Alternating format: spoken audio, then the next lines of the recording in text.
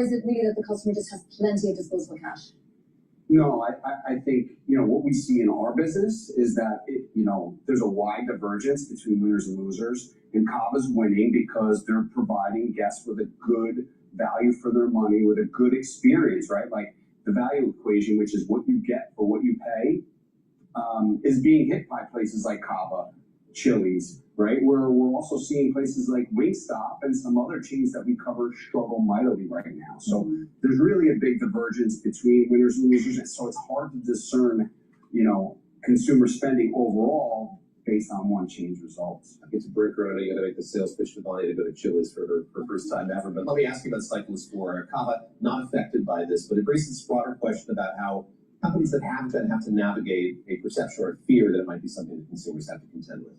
Yeah, it's interesting. There was a little bit of impact on Cava, but sales have rebounded to the mid-single digits. I think part of it is how much lettuce is on your menu, right? And that's kind of been what a lot of these chains have been battling. Sweetgreen obviously sells a lot of salad, so that's been mostly from hard hats to steel-toed boots. But these problems, salmonella as well, haven't been due to the chain's food handling procedures. It's really been about supply and the supply chain. And because of that, we think they're going to be generally short-lived. Talk to us a little bit about Chili's. So also, nice positive trends there. What's Chili's doing that's so attractive? Oh, the management team is phenomenal. Best-in-class marketing. The marketing team has been great. This year, a lot of it, better operations was early on in this turnaround. This year, it's been about improving the food quality. They continue to invest in improving the quality of the food, improving different popular menu items, and it's really driven stronger same-store sales there. So are we going to see more sweet fruits paired with proteins for next season? For Cava, for sure, I would expect. For mango, something or other. Did they give us any hints? Yeah, I think they did, but to be honest with you, it escapes me. It's been a long earnings season. Whatever it is, I'm sure it'll be delicious. Michael, thank you so much. That is Michael Halen of Bloomberg Intelligence. Let's get a check on these markets now. 4 minutes before the opening bell, it's going to be an update for the Nasdaq, pointing to gains of more than 1%. Another update for the S&P. You might even see a record after 2 days of very small declines. And then no trouble really in the 10-year yield at 465.57. Remember, we have that auction at 1 p.m.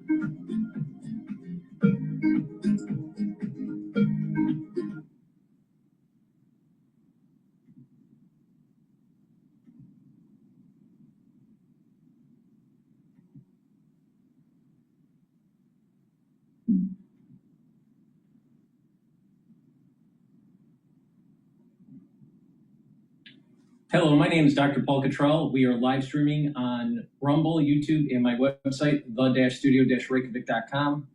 We're going to go over the news, especially what happened last night in the primaries and how the markets are reacting to the tumultuous times that we're in, especially in the Middle East. And inflation information came out today. So we're going to go over that too. Thank you for joining. Please help support the work that I do by sharing the links and asking your social media to follow me. You can follow me on YouTube, Brighteon, Bitchute, and Rumble, TikTok, Substack, Patreon, GETTR, X, many modalities. You can also follow my work on my website, the-studio-reykjavik.com. So please help support the work that I do. All these videos are for free. So I need your help. Please help support. With that, we're going to go over the market is just about ready to open. The futures market is signaling that we're going to be opening up higher.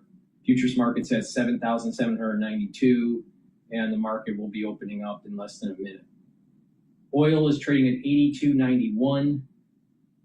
right now, there's a trading range because there's no peace agreement between $80 to approximately $88 or so. But right now we're trading just below 83. Bitcoin's trading at 64,000. The euro is trading at 115. Japanese yen is trading at 158.84. As you know, last week there was intervention between the BOJ and the Federal Reserve to strengthen the yen. That intervention has subsided somewhat. Now the markets are open. So that intervention has subsided and the yen is weakening again. Not as weak as it was before. It was at around 163 and the yen went down to about 150, 156. Now it's trading just below 159. And that's normal when there's intervention in the market. It doesn't last for very long. Now, natural gas is trading at 2.809, and the equities for the S&P 500 is trading at 7,761. For ones that have been paying attention to me, I have a year-end target of 7,800. Now, that doesn't mean we won't hit a higher number, but I think that the year-end target will be 7,800. Some individuals, especially JP Morgan, think that we're going to be at 8,000. I thought so too. A couple weeks ago, a few months ago, I was having that target of 7,800 to 8,000. I'm a little concerned about the overinvestment in tech. There was a sell-off in July with semiconductors and tech, and there was also sell-off in the broader market, the S&P 500. But because of some of these new deals that are happening and individuals looking at the situation, are the servers, these server farms that are being built out, are they slowing down in terms of orders or in terms of activity or in terms of build out? The answer is no.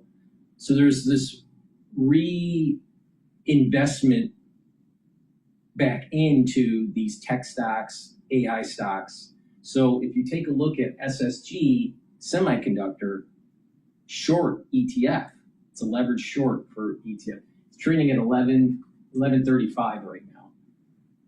The trading range was around 1150 to 1250. Because of these new deals that NVIDIA are doing, being backed by debt, and Goldman Sachs is tied to it, BlackRock's tied to it, I believe SoftBank is too. But there's additional investment going back into tech and AI. So this is going to ride for a little while. But don't be fooled. This is really a slight reversal of the overselling in tech, the perception of overselling in tech in July. And there are institutional and retail investors going back into tech. But don't be fooled. This is a bubble. Reason being is that the overall business model for the AI companies such as OpenAI and Anthropic cannot make money.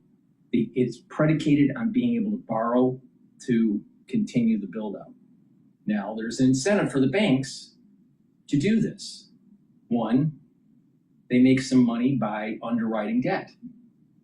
But also these banks like Goldman Sachs, they help with the underwriting. And so they help with the issuing of the debt. But they also have a group of people in the trading floor that in the near term, they're buying back tech stocks in the near term.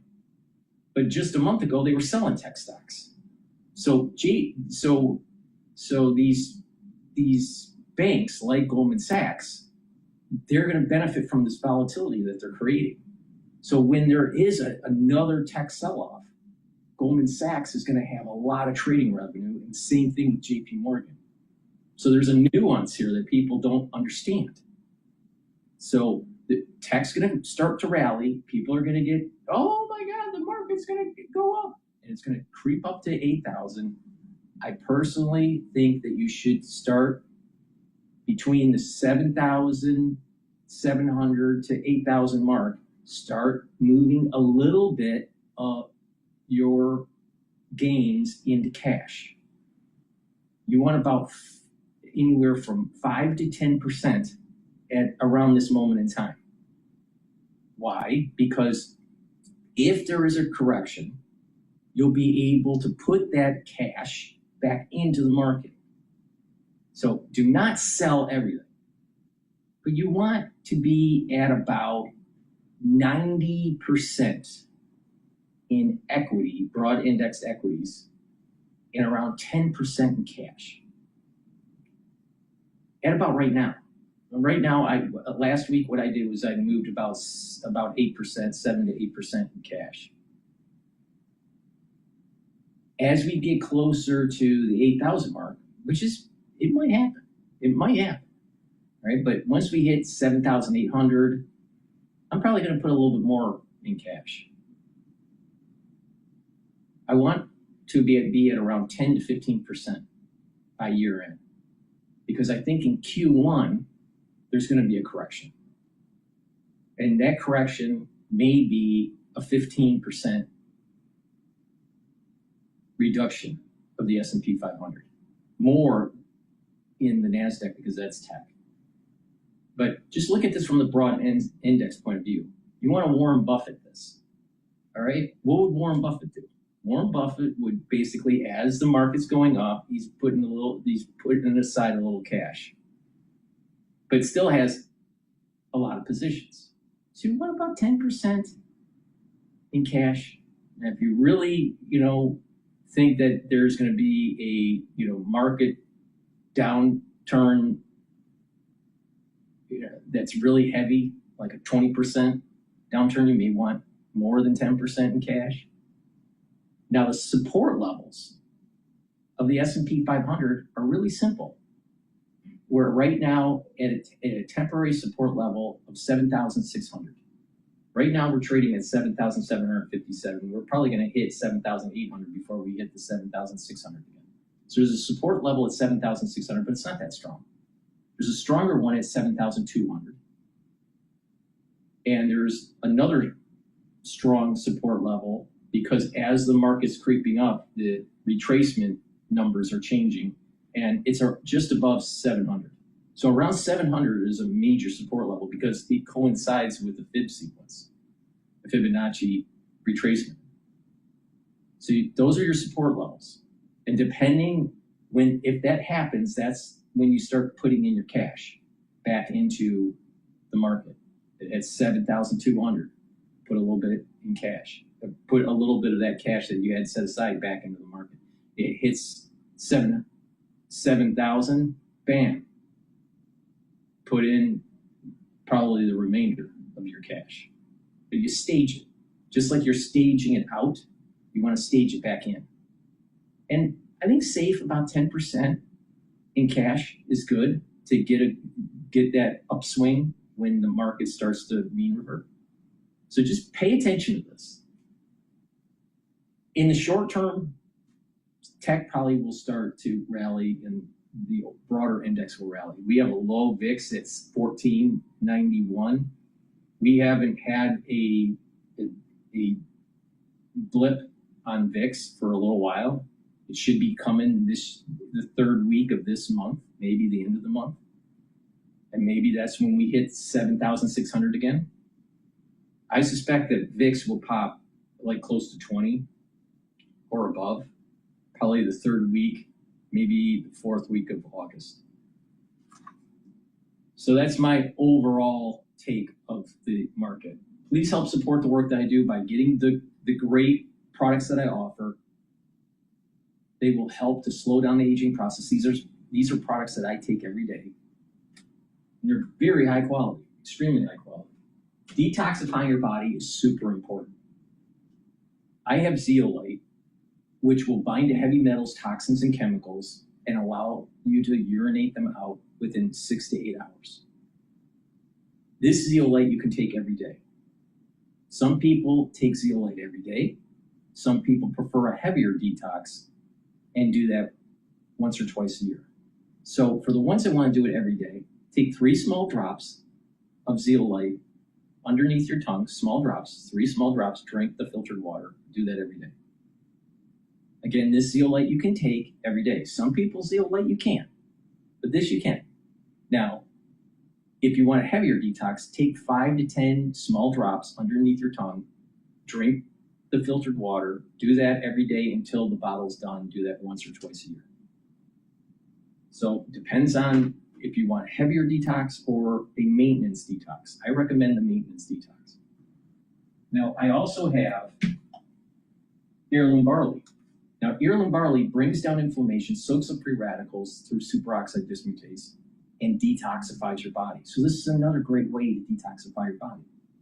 This is a month supply. You mix it with soft foods like hummus or yogurt. You can mix it in a smoothie or with milk. Sometimes I make iced coffee and mix it with the iced coffee. So it's a great way to keep that inflammation down, soak up those free radicals, and detoxify your body. And by doing that, you're going to improve your endocrine system, your immune system, even your cardiovascular system, because if you're soaking up free radicals and bringing down inflammation, you have less plaque formation. And by bringing down inflammation in your joints, you're helping with joint health.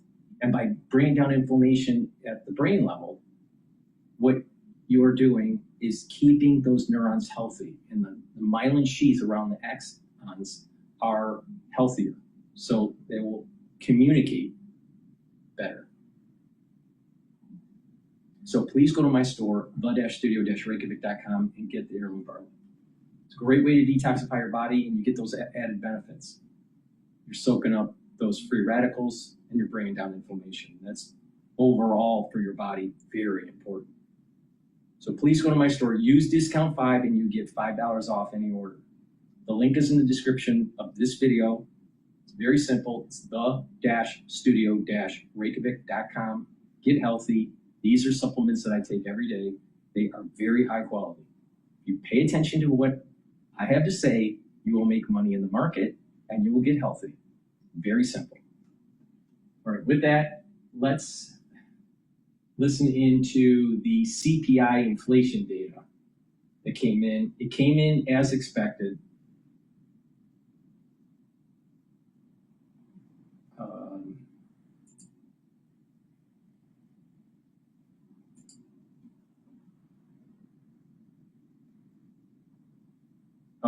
Before we do that, I want to play Ed Zitron.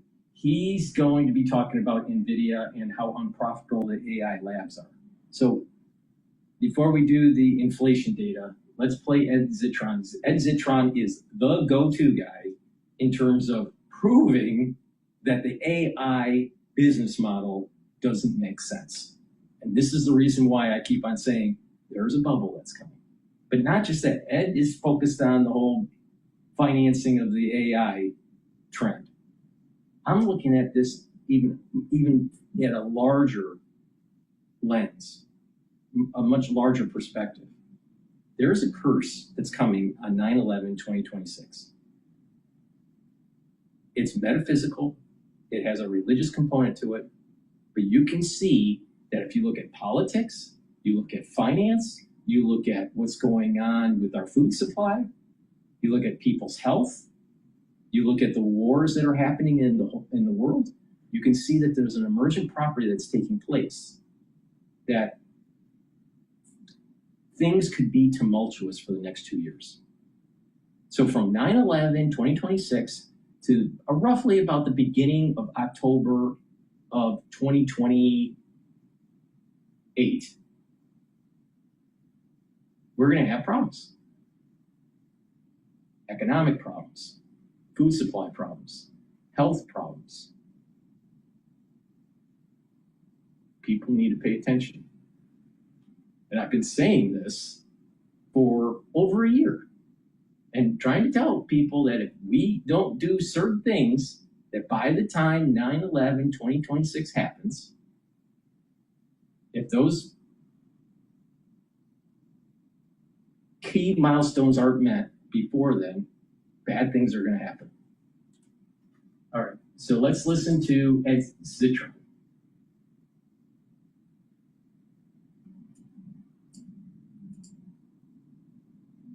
Latest AI financing initiative with Wall Street heavyweights and Jensen Huang's subsequent attempts to alleviate concerns over circular financing. Our next guest says the new initiative is vendor financing by proxy. Ep71 is the CEO of PZ Primary Research and host of the Better Offline podcast. Ed, good to see you. Good to be here. So you don't think this alleviates the concerns about circular financing? No, this fund, which is, by the way, still a memorandum of understanding, we do not actually have contracts, it's just vendor financing. NVIDIA is raising the funding, they're finding the customers, they're the vendor, they're the customer in some cases with CoreWeave, they're a large customer with Lambda. They basically pay people to rent back the GPUs that they sell them. They help raise the debt, they find the sites. It's vendor financing, but they've been smarter than the Ciscos and the Lucents in the past by not actually becoming a bank.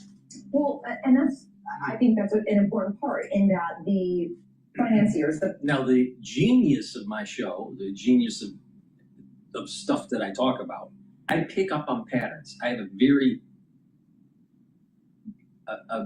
very special gift of pattern recognition that most people don't have. Now, what did he just say? I haven't heard this video yet, but you'll see that I picked up on something in seconds. In seconds. Let's rewind. He talks about Lucent. Now, it's very important that things happen in a pattern, a fib sequence. And that arc could be a 30-year arc, a 50-year arc, 400-year arc. So the United States is going off on a tangent, just a small tangent. The United States is crumbling within. And if we don't get our act together, this will be the fall of the Roman Empire. Okay. That was the tangent. But the point here is that Citron said about Lucent. Now, again, there are patterns and there are echoes. Lucent Technologies was part of that whole telecom boom and the internet and all this. Now, they had a famous ad that may be in YouTube, maybe, I don't know. But they had a famous ad where they had someone typing up on a keyboard. And there was a cursor and it was typing away and it said Lucent, trying to promote their company. During this tech bubble phase, telecommunications phase. This must have been probably in 1999, maybe 98, somewhere in there. Okay, so we're talking about 27 years ago or whatever. If you start looking at ads today, what are you seeing a lot of ads on? People on screens and the camera's on the screen and they're typing away. And you hear this and someone hitting the keyboard and a cursor and spelling stuff out. These are companies that are trying to promote their AI engine or something to deal with using AI to help you. These might be Google commercials. I'd have to see the commercial again that are coming out with these. It's very similar to the Lucent commercial. What happened with Lucent? Belly up. Overspending. CapEx problems. This is the reason why you need to pay attention to my show, because no one can do what I do. Nobody. Now just listen. And now you have the backstory about Lucent.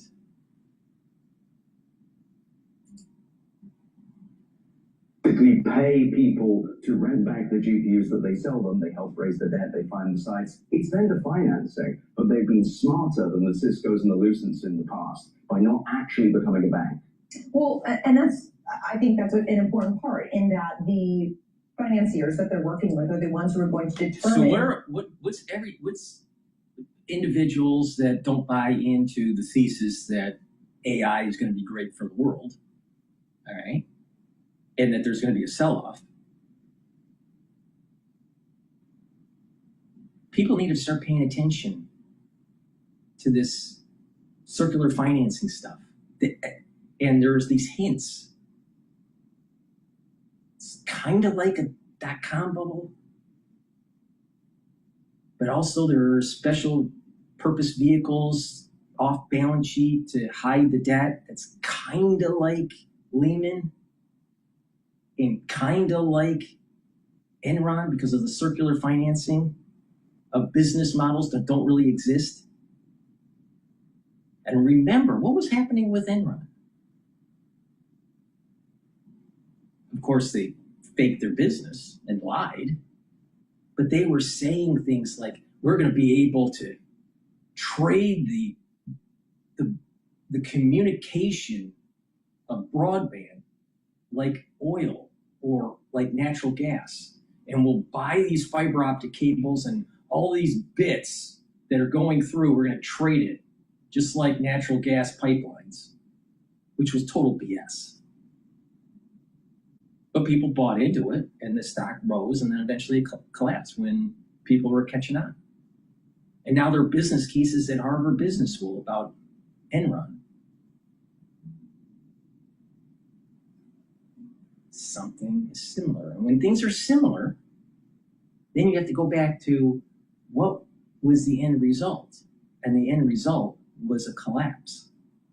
That's why what Ed Zitron's saying about the collapse of these AI labs, we need to pay attention. But it's bigger, because when that collapse happens, see, this is where Ed Zitron doesn't understand because he's not a finance guy.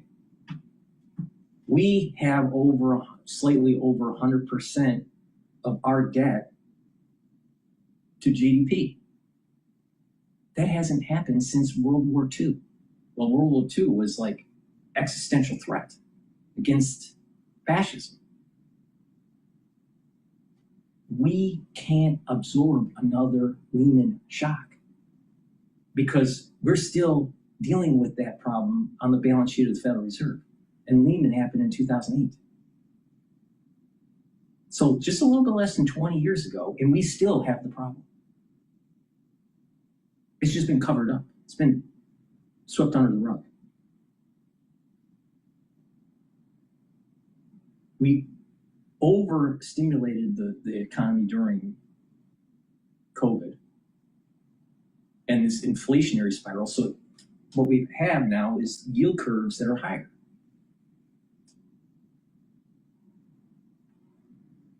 How do we cushion the shock that's coming? Now you understand why I keep on saying there's a curse, because there's a lot of other things that happen with this curse. Economic instability. We have economic instability. How are we going to come up with the funds to rearm our military? Oh, we become weaker in the Pacific. China make their move on Taiwan. Do we have the deterrence? Psychological deterrence and military deterrence to stop that? I would say no.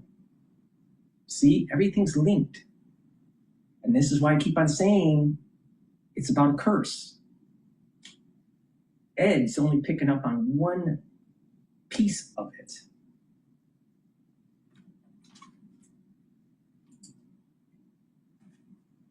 The interest rate is that they lend on, as opposed to NVIDIA removing itself from that process, which creates more of a, traditional kind of lender-borrower dynamic in such that, we will lend to you, but here's the price by which it will cost for you to actually borrow this money.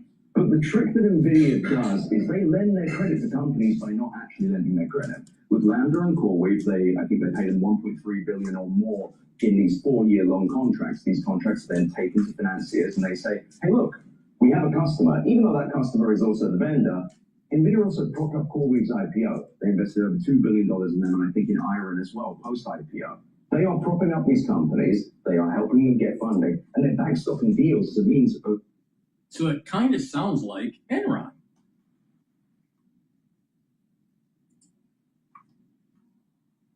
Well, funneling money money to themselves. And they found a way around actually doing the financing themselves while basically getting all the benefits. Whatever the machinations of how they're getting the capital, lending it, deploying it, what you hear is from somebody in CoreWeave's position, from any of the hyperscalers, from anybody along the food chain is we are responding to demand signals that cannot be denied. There is more demand than supply. There is a scarcity trade. We need to build in order to find out, where the clearing level is for supply and demand. So I guess NVIDIA's point is you just have to get it out there, and the demand will take care of those issues. But the thing is, the demand is mostly OpenAI and Anthropic. So Bloomberg actually reported a few days ago that 70% of Microsoft's AI revenue in fiscal year 26 was OpenAI, which also suggests that Microsoft 365 Copilot and Compute is a single-digit billion business.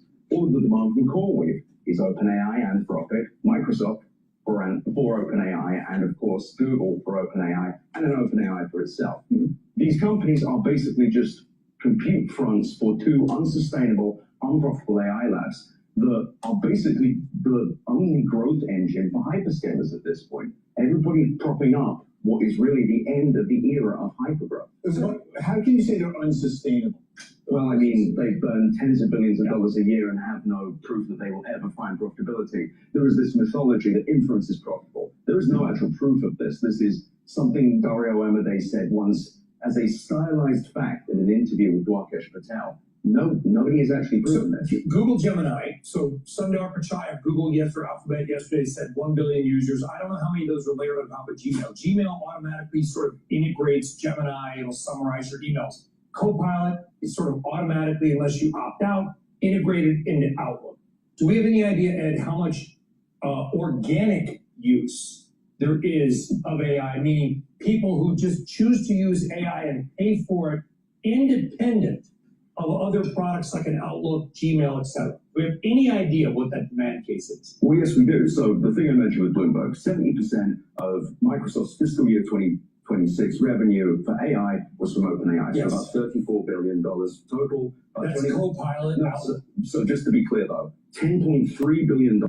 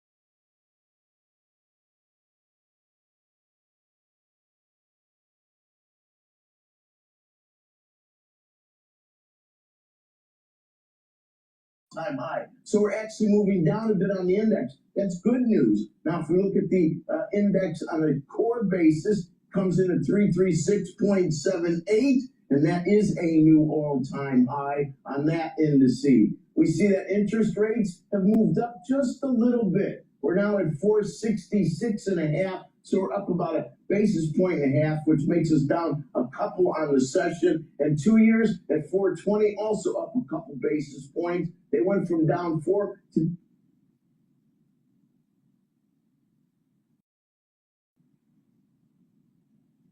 All right, I'm going to replay the video for, unfortunately, the feed that was coming from Rumble to YouTube died off, and I had to reset it. So I'm going to replay the actual data that was coming out for inflation by CNBC.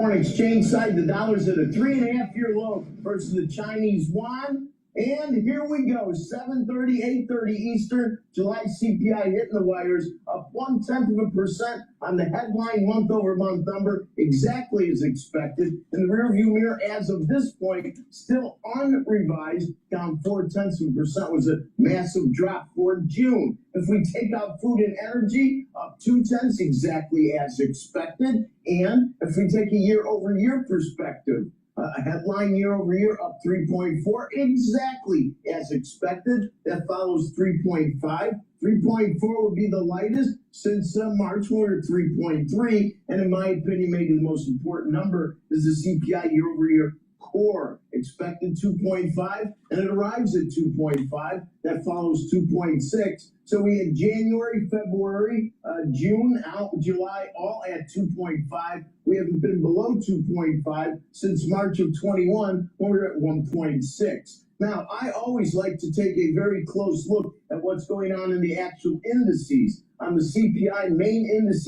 created in 1913, it comes in at 333.91, which is actually not a new all-time high, which is a good thing. In the rearview mirror, the May read was 335. That's the all-time high. So we're actually moving down a bit on the index. That's good news. Now, if we look at the index on a core basis, comes in at 336.78, and that is a new all-time high on that indice. We see that interest rates have moved up just a little bit. We're now at 466.5, so we're up about a basis point and a half, which makes us down a couple on the session. And 2 years at 420, also up a couple basis points. They went from down 4 to down 2 basis points. Even though the market was expecting these numbers, in my opinion, we could still make the claim that we're not quite at the 2% level, Fed's objective, and of course the AI and related issues,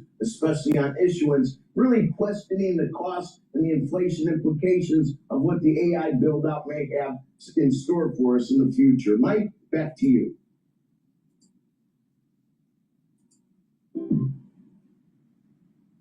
Hi, I'm Chef Rick Bayless, and these are my valuable quotes. So what I want to do is also play a CNBC clip about AI spending reality check. But before we do, please go to my store, bud-studio-reykjavik.com, and get the Manuka honey lozenges or the orange splash lozenges. They're made from structural nanosilver, really important because it will help to protect that oral pharynx, boost up that innate immune system, and neutralize. Perfect for the cold season, the allergy season, and if you're cleaning around the house. If you're exposed to dust while you're cleaning, you might want to be taking this. If you're working out in the yard, you may want to be taking this. So please go to my store and get the structural nanosilver lozenges. Another protocol that I have that I've been doing for over 6 years is to take a teaspoon a day of Max 35 or cleanse. Swish it in your mouth, gargle about 20 seconds, and then swallow it. What this will do is neutralize, improve your oral cavity and your oral pharynx, maintain a mucosal barrier, and help your epithelial cells. So your innate immune system is boosting up. And when you're doing that, you're protecting yourself from allergens and being able to improve that oral pharynx during the cold season. Super important. So please go to my store, the-studio-reykjavik.com, get the Max 35, take a teaspoon a day every day, or cleanse. And what this will do is boost up that innate immune system. Use discount 5 to save some money because we have inflation and it's at 3.4%. So I'm trying to help you out. And get healthy. Follow this, and what you're going to be doing is you're going to notice that you're slowing down the aging process and your immune system is being boosted up. It's really simple. Now let's play this AI spending reality check. All right, this morning we're going to break down the massive AI spending spree and whether these record tech investments will actually deliver a return on equity. It's $1 trillion question. Joining us now to answer it, Mitchell Green, founding partner of Lead Edge Capital, and a man I just learned is originally from Michigan. So I helped him out. So think about this. There's so many people now starting to question the business model of the AI labs and this overbuild out of these server farms. Maybe there's a problem here. Because if it was so obvious, people would just say, oh, this is a great thing. This is a great thing. But it's not. There are many people saying, hey, you look at the details here, it's not that great.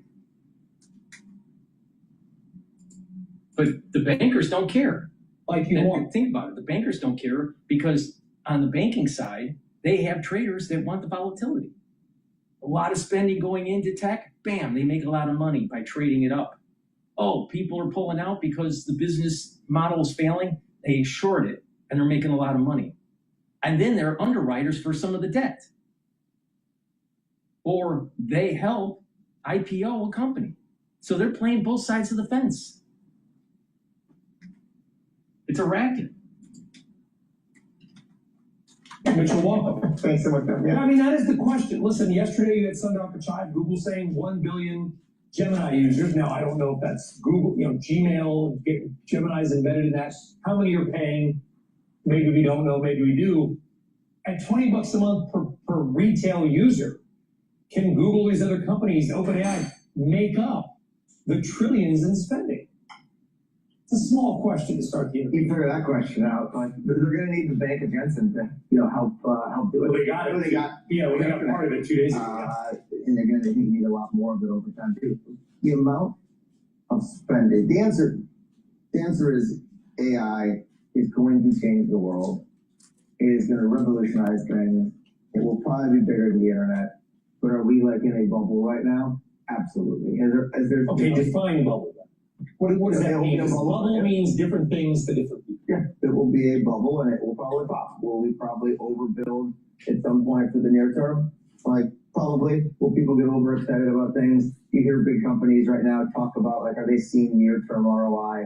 Right now, there's obviously one killer use case for AI, coding. Will there probably be others? Yes. Have we sat here in 99 and 2000? So, yeah. I was in this studio in 1990. I think I was the first person to ever broadcast from here, at least one of them. And I have a picture, maybe I'll spit it out, of me standing in front of that wall right there. And there's all these companies that no longer exist. They were $250 and 1/8. That's what we practiced. Yeah. Per share. But those were garbage companies that had no revenue, and analysts were creating fake metrics like revenue per eyeball. That was actually a metric that they used. Is it different this time, Mitchell, that these companies, most ones we talk about? It's different because there's a lot of circular financing. There is some revenue coming into OpenAI and Anthropic, but it doesn't near cover the cost to run the models, to maintain the models, to do the querying. It's a company that can get money in, but the money flowing out is more. How long is that company going to last? I mean, it's just like basic finance 101. Companies with real revenues. They're not socks.net. Didn't say earnings, but yes. That's a fair point. I think most don't have earnings. They're losing billions. But what's interesting is that maybe we've been on the show, we would have debated whether e-toys or, e-bags or pets.com were going to, put out a bid. Or Commerce One, Ariba, ICGI, CMI. What's interesting is a lot of the incumbents did great. Most of the new guys busted. A few of them became big guys. But I think the interesting thing is, had we sat there, we never would have talked about, social media. We wouldn't even talked about it. Like, this is a $5 trillion market today. So I think you're going to see giant businesses come out over the next 5 to 20 years leveraging AI that we're not even talking about right now. And coding is just the first category. And I am sure people will overspend, just like they did in the telecom bubble. And you know, what's a little scary this time is the amount of leverage being put on this system, and like the amount of implicit leverage. Like if a company, you know, says in 2030 they're going to do X in revenue, and they're going to like borrow debt, but they're going to like you have an IOU with NVIDIA that's going to pay Oracle and all this circular stuff. That's what worries us a bit, and to try to figure it all out is insanely complex. Of course, and the payback assumptions are basically the whole equation. And look, you have SpaceX saying we have a 1 year, or less than 1 year payback on the AI compute that we built. Yeah. Capitalism is not supposed to work that way. Okay? Yeah. So every single company piling on more capacity, and if nothing else, it's making tech so much more asset intensive. Correct. And capital intensive. It's the opposite of like what right. all the like hyperscalers. What are the implications of that either for valuation or winners and losers? Valuations don't matter anymore, I guess. Yeah. Well, how much of that comes down to token economics, though? Because that's another part of the debate that's really shifted over the last few months, and this idea that, you know, multinational companies are being a little bit more discretionary about token costs. They expect them to accelerate in the second half of the year, but they're monitoring it. They're finding ways to kind of pare back how much their companies are potentially spending on AI. How does that ripple? No, it was all about token maximizing, obviously, everybody encouraging everybody. But you can use, and that's why you're going to start to see a lot more about these open source models. There's companies like Fireworks.ai and Base 10 that a bunch of that just like exploded in popularity, which help big companies like Cursor or companies like Uber, any company that have tons of data, Spotify, Airbnb, that have huge amounts of data, run inference, and they can run inference at like 1/10 the cost of these big models, which is incredible. And then you wonder, like, okay, well, what does that kill the big model? It doesn't kill the big models, but it definitely could lead to pricing pressure. And like we think over time, token prices are going to come down over time, fall dramatically. But will it become commoditized? That's the $1 million question that nobody knows. We tend to think they probably will, but like, who the heck knows? But the real question is this: you know, the frontier models continue to get better and better and better and better.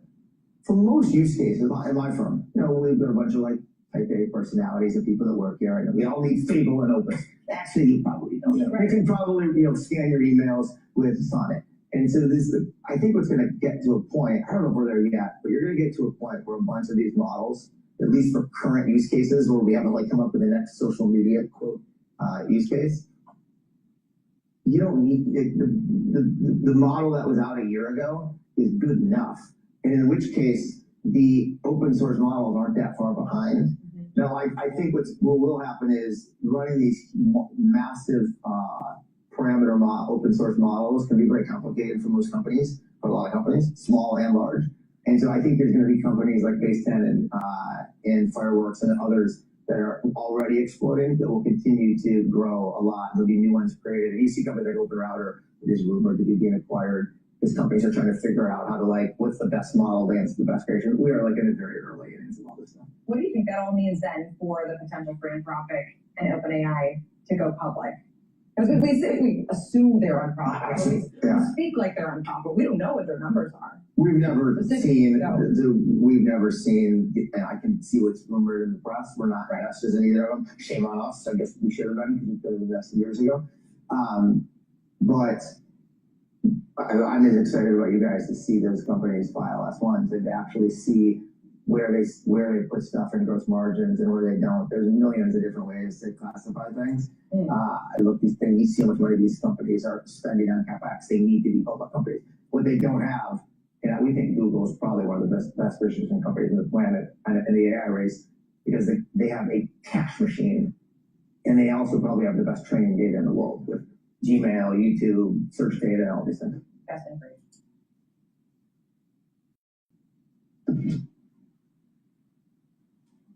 All right, we're going to pivot over to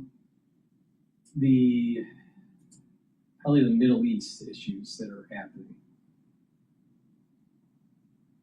So let's listen to MS Now U.S. fires on ship breaking its blockade of Iranian ports. This happened yesterday, I believe. If we're talking about the same incident. Trump administration is emphasizing economic pressure on Iran. U.S. Central Command said the vessel ignored warnings to stop, leading a Navy helicopter to fire missiles into the engine room, disabling the ship. There were no immediate reports of casualties. Speaking to reporters last night, President Trump again insisted the U.S. has control over the Strait of Hormuz, despite continued Iranian attacks there and shipping data that suggests otherwise. We have total control over the Hormuz Strait right now. They don't have control. We have total control. We own it. And at some point, maybe they'll do something and then they get blown away. But we right now we're in a very good position. We have a country that has been the bully of the Middle East for 50 years. It's really 51 if you think about it, right? We've been saying 47 for 4 years. And they're no longer the bully of the Middle East. Let's bring in President Emeritus of the Council on Foreign Relations, Richard Haass. He's the author of the Substack Home and Away. Richard, good morning. You're writing about this, what the president calls low-key approach to Iran. What do you take that to mean, and what's your reaction to what he just said there, that the United States is in, quote, total control of the Strait of Hormuz? Easy to start with the latter. We're not. No one's in total control of the Strait of Hormuz. And partly, Willie, it's easy to deny use of the Strait of Hormuz than it is to guarantee use. So we can deny use to the extent we went to Iran. Iran can deny use to others. Insurers won't insure cargo ships or tankers. So denial is relatively easy. Guaranteeing use relatively hard. So that's where the strait is. Very little traffic going through, much less than went through before the war. Before the war began. And now I've gone on so long, I forgot your first question. Just the low-key pursuit of this war, that's the president's term. What does that even mean? That means holding off any new use of military force for a couple of reasons. One is it hasn't worked. Iran's pretty good at taking a punch. Two, our munition stocks are dangerously low. Three, there's always the danger of Iranian escalation, and they could destroy the energy and water infrastructure of the UAE, Saudi Arabia, and that would take what's been a modest crisis. Gasoline prices, say just above $4, we could knock them over $5 or $6 if that were to happen. So that the president, the bluff to use military force is just that. It's an empty bluff. So we're turning to economics. Too bad we didn't have that conversation in February. Would have been much, much smarter from the get-go. I actually think we might have succeeded. Right now, though, economic pressure tends to be slow. And any form of coercion always leaves the initiative with the side being coerced. So we're trying to tighten the screws on Iran. It's up to them to decide whether and if so when to say uncle. And so this is slow motion. This is a slow motion game. The question is, can we take the pain of a closed strait longer than they can take the pain of a failing economy? We'll see. So, John, you're writing about this morning as well. You're using the term patience instead of low-key, the president saying he's patient in this war.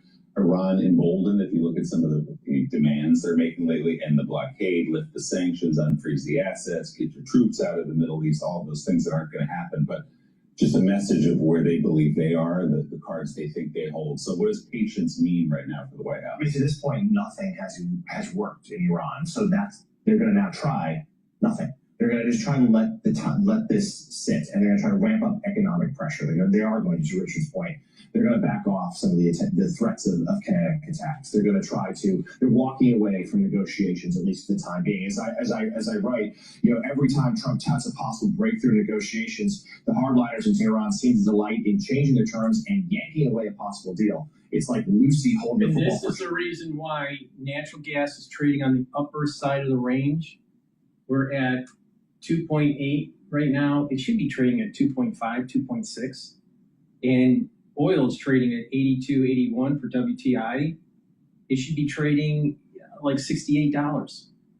But everything is elevated. And this is going to feed into inflationary pressures. On top of, we used up, we drew down a lot of our reserve, our strategic reserve. So again, this is another issue where can we absorb another shock? The Federal Reserve has pumped in lots of money for COVID and for Lehman, for 9/11. And it's just been the debt has been creeping up more and more and more. And as this crisis in the Middle East continues, we're spending down that reserve. So what happens when another shock happens?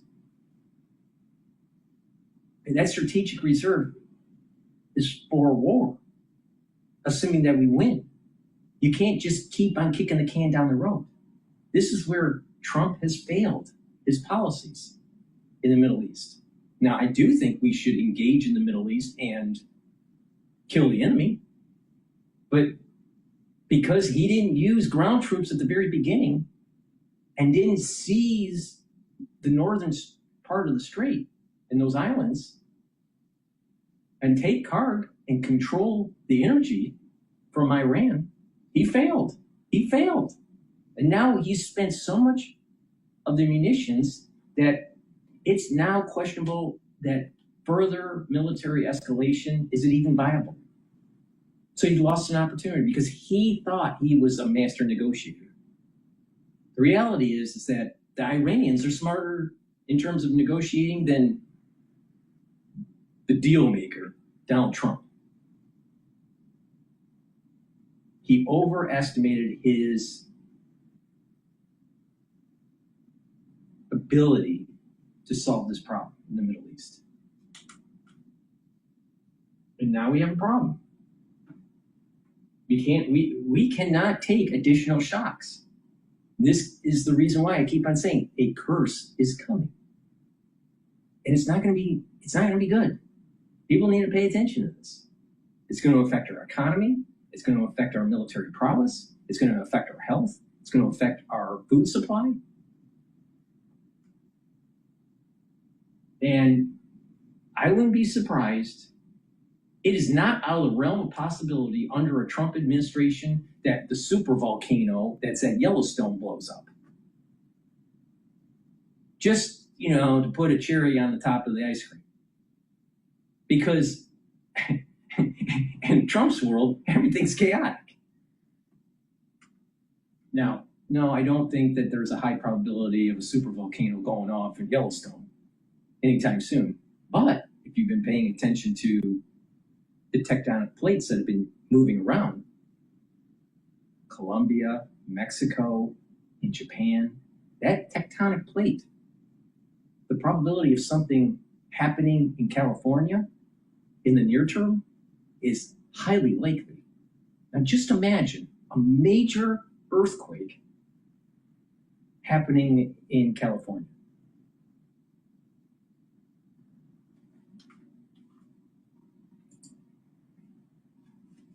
Brown, except this time the pigskin is 3 to 4 moves. Like they just won't, they get to the brink and they pull it back. They keep changing terms. They're trying to embarrass the president. So they're trying to ramp up sanctions here.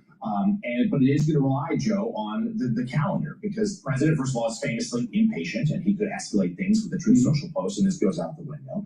Also, of course, the midterms are approaching. And then lastly, and I write this in the piece as well, somebody reporting about how U.S. officials have been consistently surprised at how resilient Iran and its economy have been. No doubt, Iran's economy is worse off today than it was in February. No one disputes that. But they have shown they have much worse off. But they have shown there's now a sense, though, they're not exactly at the breaking point either. So the question is, how long is this going to take before this economic pressure forces Tehran to come to the table and actually do serious negotiations? Well, the president's best strategic move is to continue to put this economic pressure on Iran because, again, a hot war, kinetic war, doesn't work. Hasn't been working effectively with the Iranians, again, because we're doing it from the air. It's far different if the United States wanted to go in with boots on the ground, but there is not the will among the people or the president or certainly not Congress. So the Iranians know that. So because, if you look at it from a religious point of view, because there wasn't a will for putting boots on the ground and doing it right, the right way, we're going to fail in that region. Now, what's supposed to happen is that Esau was supposed to be decapitated. Trump made made a comment in the White House about decapitation as a possibility. So he's even used terms that are of biblical context. Esau is supposed to be decapitated. Esau is supposed to be buried with his parents. Esau couldn't be buried with his parents because he was an animal. So they had to separate his body, his intellect. Esau's very smart, but he's also an animal. He acts like an animal. Now think about what's going on in the Middle East. You know, there's an element of this animalistic behavior, a very mobsterish mentality. So there has to be a separation between the intellect and the actual rest of the body. The intellect and the animal soul has to be separated to allow for proper attachment to the parents. Now, who does this? Now, my understanding is Benjamin. So what is happening is Trump, because let's go back to that whole things echo, history echoes. Trump has, for some reason, I don't know why, but for some reason, has the same embodiment of Benjamin. And Trump is supposed to kill, decapitate Iran to allow for a more peaceful environment. But that peaceful environment won't be right away, but it will start a process that's probably aligned with the Abraham Accord. But there's something that happens. Now think about, what's the Abraham Accord? Well, the whole idea is to be able to be buried, these great people, right, of the different religions, to be buried with the patriarch of monotheism. So there's a religious component to this. And because Trump didn't do the right thing, there's a curse that's going to come. Now, I've said this on many videos in different ways, but that's what's happening here. And Trump keeps on failing, keeps on failing, keeps on failing. And because he can't keep on doing this, there's a time frame that if he doesn't do it, the curse comes. If he does, I'll make it very simple for everybody to understand this. If Trump doesn't kill the IRGC and decapitates the theocratic regime of Iran before 9/11 of 2026, the curse comes. Not doing it on 9/12 or 9/13 or 10/20 or whatever. If it doesn't happen by 9/11 of 2026, a major curse is going to happen. Now, Trump doesn't understand this. Trump was given a blessing by not being blown away on live TV. And he fails the very thing he was supposed to do. Because Trump is an idiot. Trump is a chicken. Trump always chickens out.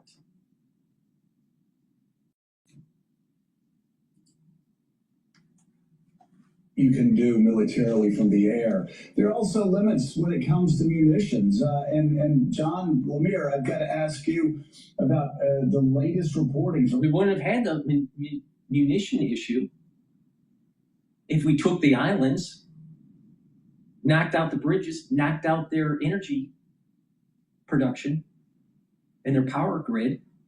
We would have been able to take over that country. We could have secured what needed to be secured in the first 3 to 4 weeks, but Trump decided not to. And he uses these excuses. Well, Saudi Arabia told me not to do it, and the GCC countries told me not to do it. We can just embargo them. We can just blockade them, and we're in control. Really? You're in control? To restock the munitions is going to take more than 2 years. 2 years. Because he was afraid to have 3,000 to 5,000 casualties to do the right thing. That's what it would have took. we would have probably lost 3,000 to 5,000 soldiers to do a ground invasion. That first wave. He was afraid. Not a leader. Leaders aren't afraid. All the sources that you talk to, all the people that you know, Richard talked about a serious lack of munitions. And I'd love to have Claire follow this as a member of the Senate Armed Services Committee for many years. But you know, we keep seeing these reports that our munition stocks are extraordinarily low or dangerously low. And then Pete Hegseth will call somebody a commie or something, just some stupid child. Now think about this. Okay, now Trump gets to 9/11, 2026. The curse starts. We're trying to get our munitions going for rearmament. And President Xi decides, you know what? I'm going to take a risk and attack Taiwan. Or, better yet, not even attack. Just blockade. Choke them up. Is the United States going to go in and stop the blockade? Probably not. So now we lost the hegemonic power in the Asian theater that my grandfather fought for during World War II. We're going to lose that, and now we don't have freedom of navigation in that region, the 9-dash line. Now they're calling it the 10-dash line. But the point is we're not going to have freedom of navigation in that region. Thanks, Trump, for screwing things up even more, because you're afraid to actually do the right thing. And the very thing that you're alive for, the only reason that Trump is alive today, from a metaphysical point of view, is to kill Iran, is to destroy the IRGC and the theocratic regime. That is the only reason he was given a chance. It wasn't to lower your taxes. It wasn't to, to do these Republican policies. That was the thing. You think God saves a person like Trump on live TV from having his head blown off for lower taxes? Or the issue between, gender dysphoria in female sports? No. It's something bigger. And when it comes to big things, Trump fucks up. He always fucks up. So what it was is that he was like running a casino. He was at the casino and he did okay with the Maduro issue. Was able to win in Venezuela, do a quick win there. He was feeling confident. He felt confident with the B-2 bombing run, knocking out those nuclear facilities in Iran. So he was going to put his chips on the table, thinking he was going to be able to win quick. And the reality was that it wasn't going to be quick, and that there were going to be casualties, and that needed to have a ground force. And the military was even preparing for this, with the Marines going in, the airborne going in. It could have been done, but he chickened out. And now we're all going to pay for it. We're all going to pay for it from a metaphysical problem, and we're also going to pay for it from a loss of hegemonic power. Now, when we lose our hegemonic power by not having freedom of navigation, especially in Asia, we're going to lose our reserve status with the petrodollar. And when that happens, your costs of goods are going to go up. Even though we're complaining about 2.4% inflation right now, start thinking about 8-9% inflation that's not transitory. Because it's because of us being a world reserve currency that allows us to import deflation. So what are we going to do then? So it's so easy to see the emergence of these things that are happening in the world, they are going to affect the average citizen of the United States. This is at the level of the fall of the Roman Empire. It's at that level because Trump was afraid. And why does he have to be afraid? Think about it. It is so obvious that that guy was given a blessing to do something big. And he can't do it. He just is afraid. Why? Why is he afraid? Did he forget that he was given a blessing? Because if you're given a blessing, you'll succeed. That doesn't mean it's going to be easy, but you'll be successful. I think he forgot that he was blessed. I think that he has hubris. And because of that, that blessing that he had is starting to erode. And something bad's coming.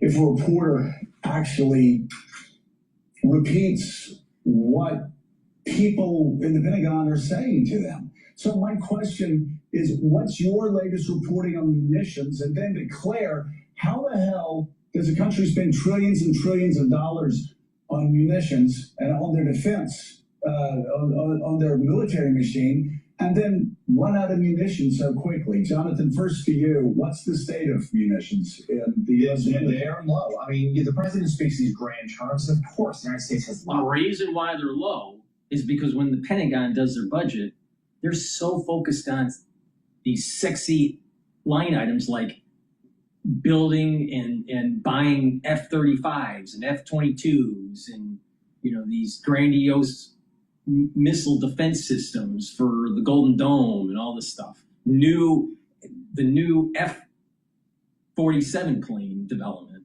these kinds of things. Because, it's what the generals like. The generals like toys.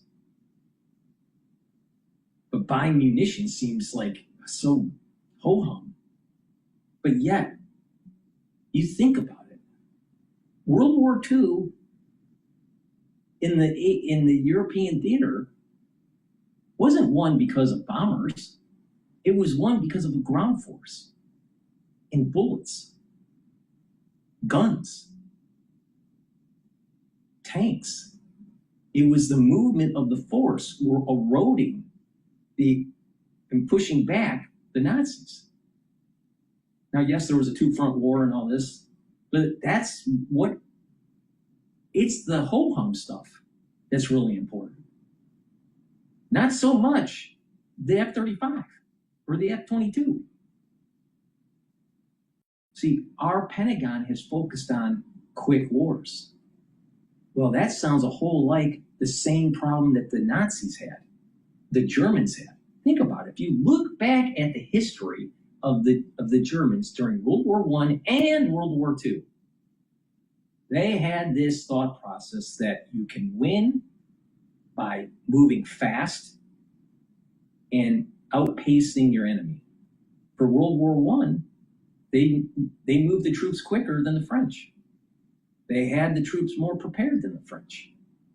And they were able to advance quicker up to a point, and then the trench warfare started, and the Germans were in a stalemate. Now, go to Hitler and Blitzkrieg. He took that right out of the early days of World War I. So now we have a mechanized military. Let's go back to World War II.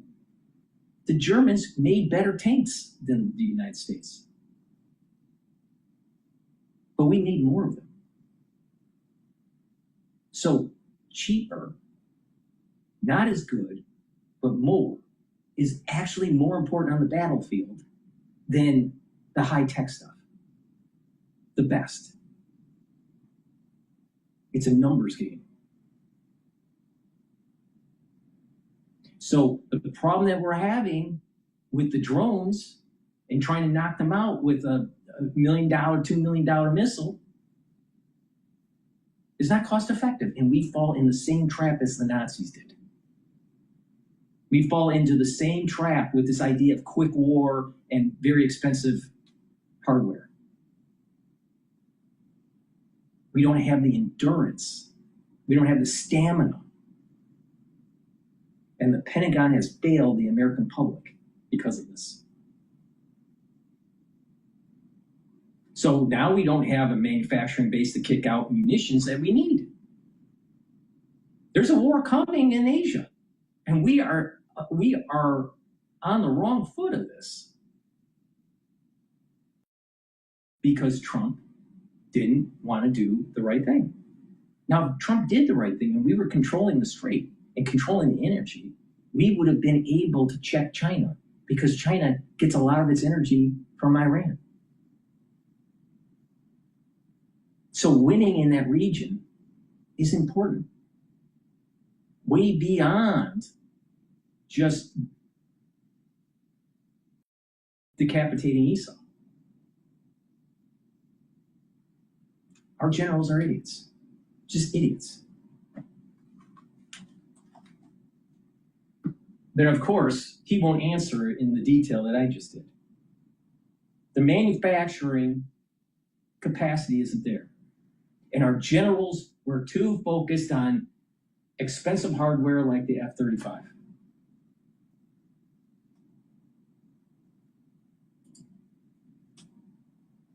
Weapons, but the specific type of these interceptors, these defense missiles, stockpiles are dangerous to them. I write about that in the piece as well. And there is concern they wouldn't be able to have enough to say withstand an attack in Asia were something to happen elsewhere. And that's the other part of the calculation why they don't think they should do an all-out strike on Iran right now as well. Iran will retaliate, and we may not have the ability to defend our bases in the region and our allies in the region.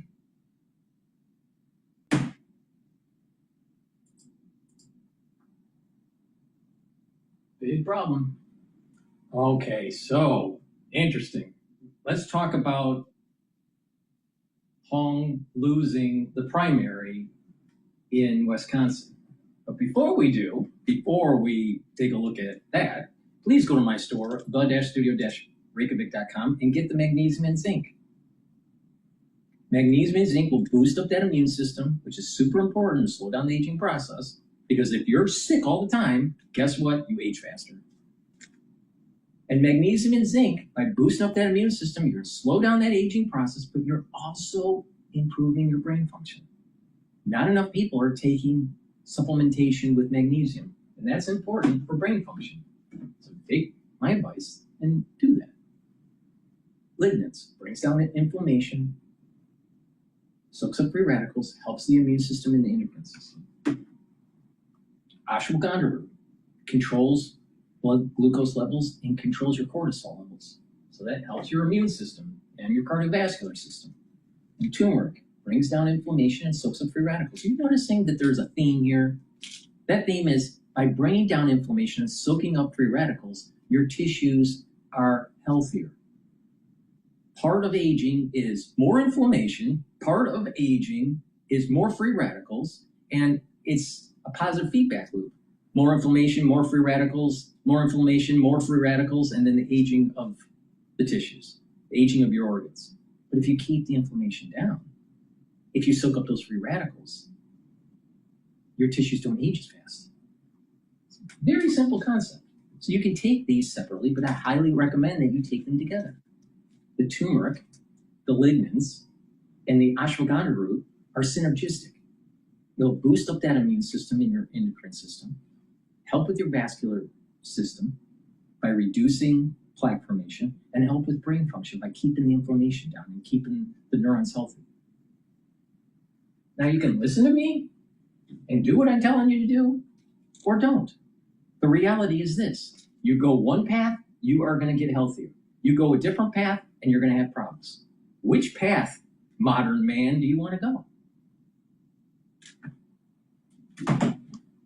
Please go to my store, the-studio-reykjavik.com, and don't be a Trump. Use discount 5. It's the-studio-reykjavik.com.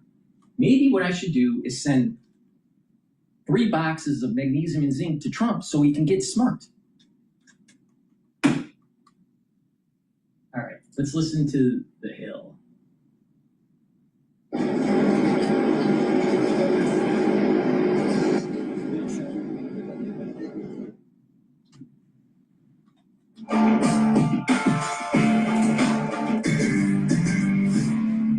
The DSA has been upsetting the Democratic establishment all year, but last night it was on the receiving end of an upset in Wisconsin. Democratic Socialist candidate Francesca Hong narrowly lost the Democratic nomination for governor to the more moderate David Crowder. She lost by less than a percentage point, according to DDHQ. Only about 3,000 votes separated the two in a race where nearly 790,000 votes were cast. Crowley's campaign put out a statement earlier this morning calling for unity ahead of November, writing, "David is focused on bringing people together, earning the support of Democrats, Republicans, Independents, and anyone who believes Wisconsin is at its best when we work together and deliver results." Well, there is a result, and he has won over Francesca Hong. What do you make of all that? What I make is that the polling screwed up royally again. Maybe Janet Mills should have stayed in that race against Graham Plattner. I don't know. You tell me, Niall, how are the lefties doing these polls? Well, they're skewing them. Well, I don't know. I would need to look at how recent some of those polls were. They were not recent at all. Yeah, see, that's, I think, part of the difficulty here, because to my mind, Francesca Hong was an outlier even among these recent candidates because of some of the things she had said publicly and her disinclination to back away from them until she was absolutely sure, forced but to do so. I'm a little surprised, honestly. No. They need to pay attention. No. This is where, again, I see a pattern. These stupid asses don't see it. It's the college areas of these states. Think about what happened with Abdul El Sayed. He won the primary in Michigan because of Ann Arbor, because of Kalamazoo, Grand Rapids. These are centers of learning, but these college towns are liberal. They're pushing this whole communist stuff. They're pushing this DSA type stuff. Now, yes, Abdul El Sayed technically isn't DSA, but he kind of is. And he's even worse than just DSA, because there's part of an Islamification that's taking place, especially in Michigan. Case in point, Hamtramck. Case in point, Dearborn. Very similar to the takeover that was happening in London. Now you have mayors in Dearborn that are telling white folk that have been there for decades or born there to get out of the town if they don't like Islam. Well, wait a minute here. That sounds like a caliphate. And if you actually take a look at the Quran, the operating system of the Quran is this type of caliphate takeover. So what do? Michigan is a canary in the coal mine. And this whole Islamification, DSA, is spreading. It started with Mandani, and it's spreading. It's metastasizing. Now, it's good, on the one hand, that Hong lost, because that's like, nope, we don't want DSA. The problem comes in, on the other hand, that now the Democratic, during the general election, the Republican governor has a harder chance of winning versus Crowley, which is Democrat. Now, Wisconsin is a purple state. It's kind of fractured. It's got some Republican in it, and it has a Democrat function to it too, at the state legislature. But there's a trend that's happening, and that's younger people coming from the college towns are voting in large numbers and leading this DSA-like charge, this Islamification and DSA charge.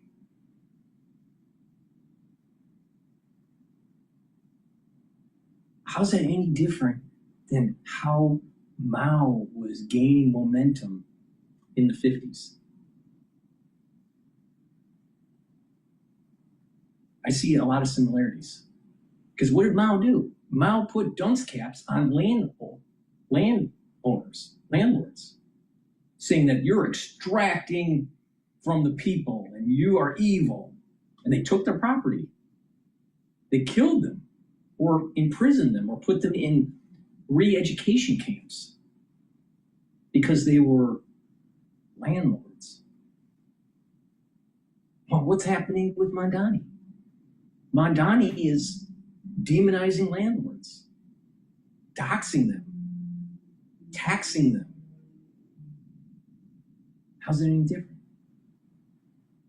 There is a takeover happening.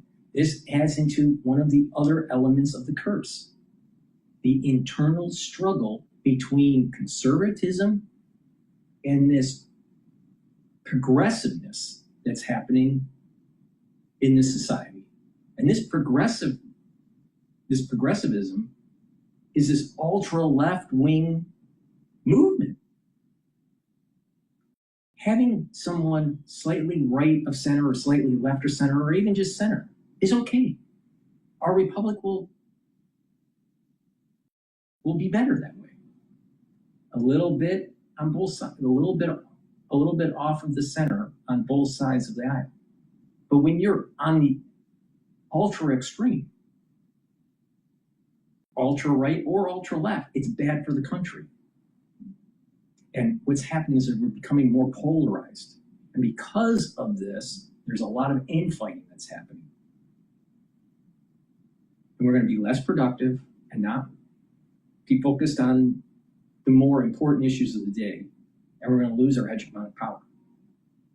Do you want to lose your hegemonic power or have free healthcare? Because think about this. By losing the hegemonic power, everything's going to be more expensive. But yet, most of these stupid people that are coming out of these institutions of learning are saying, we want free healthcare. Free healthcare. Okay, you get the free healthcare. Let's play this out. You get the free healthcare and we're issuing bonds and our interest rates start to go up and we're issuing more debt. All right, we're going to have to tax more to be able to pay that debt. So people have less. The economy isn't as functional, isn't as productive, but you got free healthcare. And now we can't buy the munitions that we need to actually stop the advancement on the first and second island chains from China. And now China wins the war. And we lost our hegemonic power. And we no longer are a reserve currency. But you got free healthcare. And now everything is more expensive to the point where there's so much infighting that we may actually lose our republic. Because if the DSA takes over, they want a one-party system that is not a constitutional republic. That's the danger that America's in right now.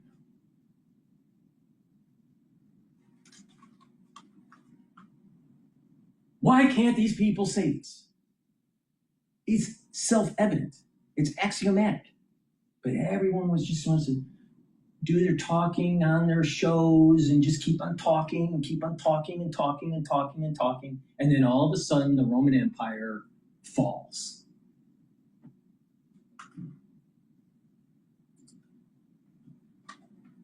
If that's true, how badly the Thanksgiving comments seem to hurt her. I mean, I found them crazy. So it's not like, it's not weird that hurt her, but and really, and think about that. Think about that. Why would you mess with Thanksgiving? Why? Oh, wait a minute here. There's an element of God, country, and family in that. See, people that are aligned with DSA aren't aligned with the Enlightenment. They're not aligned with property rights. They're not aligned with the idea of life, liberty, and property rights. They're aligned with, we are your rulers, we're going to tell you how to live. Top-down government. This postmodern philosophy of Karl Marx, instead of being aligned with the Enlightenment. DSA doesn't like God, country, and family. What's more God, country, and family than Thanksgiving?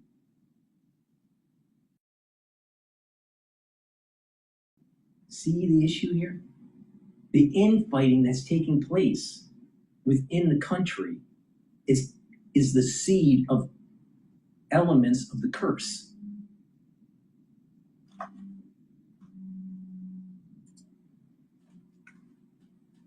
You know, it didn't. What didn't?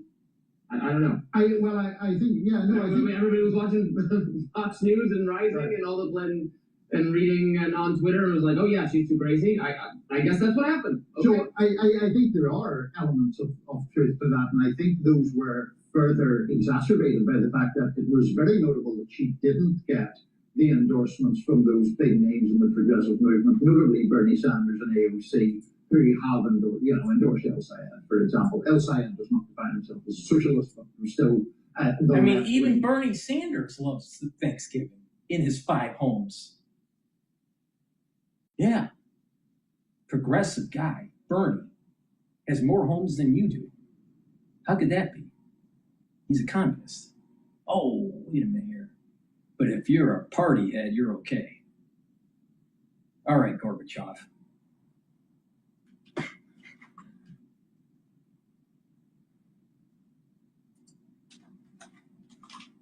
Against the more centrist candidates. So in Hong's case, I do take it as voters thinking, oh, she's just not electable. Even the Thanksgiving thing, she did eventually move away from it, but it wasn't, what we have seen in other cases like perhaps El Sayed or Mandani, where tweets from 3 or 4 years ago are resurfaced, and there's an implication like, well, I tweeted that, but I changed my mind. Initially, she had defended the moral opposition to Thanksgiving, which I don't think was a politically astute move, to put it mildly. And to my mind, that means even Democrat. It's not so much the politically astute move. It's just common sense. See, this is the point that I'm making here. You have a Democrat pundit on the Hill that is saying that the issue was that it wasn't a politically astute move for Hong to demonize Thanksgiving. That's the wrong answer. Simon says, in this whole family feud that's going on. So what the right answer was, wait a minute here. Perhaps we need to snap back, be more aligned with the Enlightenment. Like John Locke, saying like, your property is your property. That's the right answer. God, country, and family. Now, let's step back to this pattern recognition that I keep on telling everybody about. Everyone saw AOC. AOC supposedly has now dropped her boyfriend of many years. I don't know why. I don't know what happened. I don't really care. But she obviously is not God, country, and family. No, Dr. Paul Cottrell, what are you saying? This makes no sense. She does this video where she is injecting herself to prepare for egg harvesting. So she can maybe run as a president and maybe later on get pregnant. Okay, many women decide to postpone having children. All right, there's nothing wrong with that. But the thing is that does she really believe in God, country, and family? She hates the country. She thinks that our economic system is for naught and wants communism, wants the government to tell you how you're going to spend your money. Oh, and take away your property. So she's not about rights. She aligns with people that use the American flag as a napkin or walks on it, which is appalling. So she's not for a country. She doesn't seem to really be aligned with religion. She's aligned with this postmodern, anything goes kind of thing. Sex in the City kind of 1980s kind of thing, where she doesn't want to have family creation. She doesn't want to get married, or the guy didn't want to marry her, or maybe she picked the wrong guy. Something's wrong here. Maybe he was a beta male. I don't know. Don't really care. But AOC is not God, country, and family. So you can see it manifesting on TikTok or on X with this video of her trying to harvest her eggs. So now what I think is happening is that she's a little ticked off that she got dumped, and then she's, now preparing for the presidential run and, whatever. And, she's kind of lashing out in the public sphere that she's still in control of, her destiny in terms of family creation. But does the Democratic Party that that AOC represents, can you honestly say they're aligned with God, country, and family? No. And you see it with this video. So the insanity is playing out. And we need to step back and go, well, wait a minute here. Maybe there's too much voyeurism.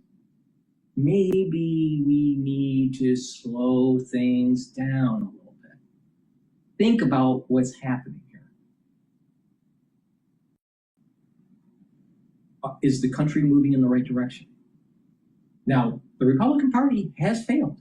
They had the executive branch, they had the legislative branch, and they even had control of the Supreme Court. And yet they're still failing middle America. Yeah, they did tax breaks, but middle America is still faltering because of the high cost of living.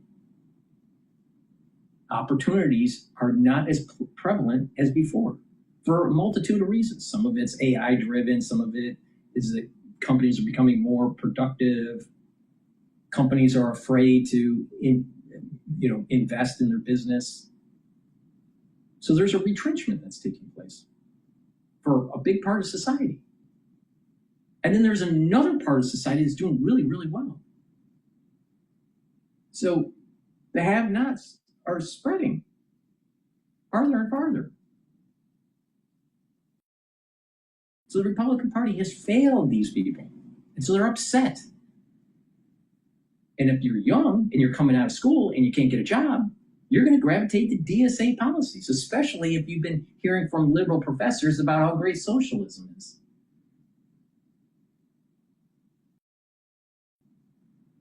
So what do we do? What are we going to do as a country to save it? It's self-evident that DSA is not going to move us in the right direction. We need to get back to the center. The center. Not ultra-right, not ultra-left, the center. And when we do that, we will have prudent policy creation in Congress.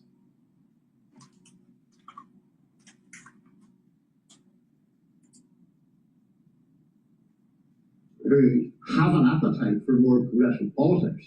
We're like, so. I mean, these things do come down a little bit to personality and vibe. Sure. And, this is like so entirely subjective, it's hard to even discuss, but maybe she just didn't have it and the opponent did.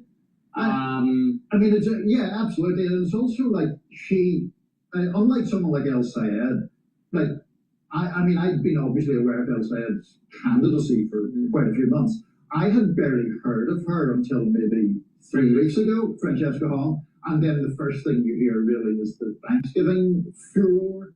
That isn't something that recommends her to anybody. It's so dumb. It's so dumb. I mean, the DSA hates America so much. They want to fuck with your turkey, your mashed potatoes and gravy,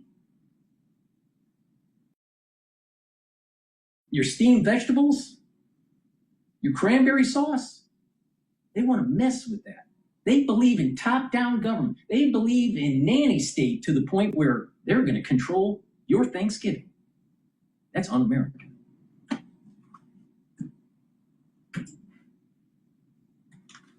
And I actually never encountered this argument before. It makes a certain amount of sense, however, that people are going to be more radical in their choices, ironically, for federal legislative office, because what the Senate is a glorified debate club for pundits. Sure. Whereas when you're picking the chief executive of your state, you're going to pick like a normal person who runs things, maybe. Yeah. Yeah, that's an argument. There is an argument. But that doesn't. That argument doesn't hold. Why did Hochul get elected? Why did Whitmore get elected in Michigan? Hochul's running New York. She's a nut. I think that the GDP in the United States is somewhat bolstered up because of the mascara consumption by Whitmore and Hochul.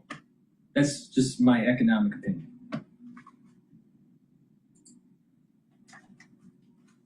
Particularly for governor, you're Abdul El Sayed is Senate, this is the race. But again, to go to the polling, Abdul El Sayed that dramatically underperformed that polling.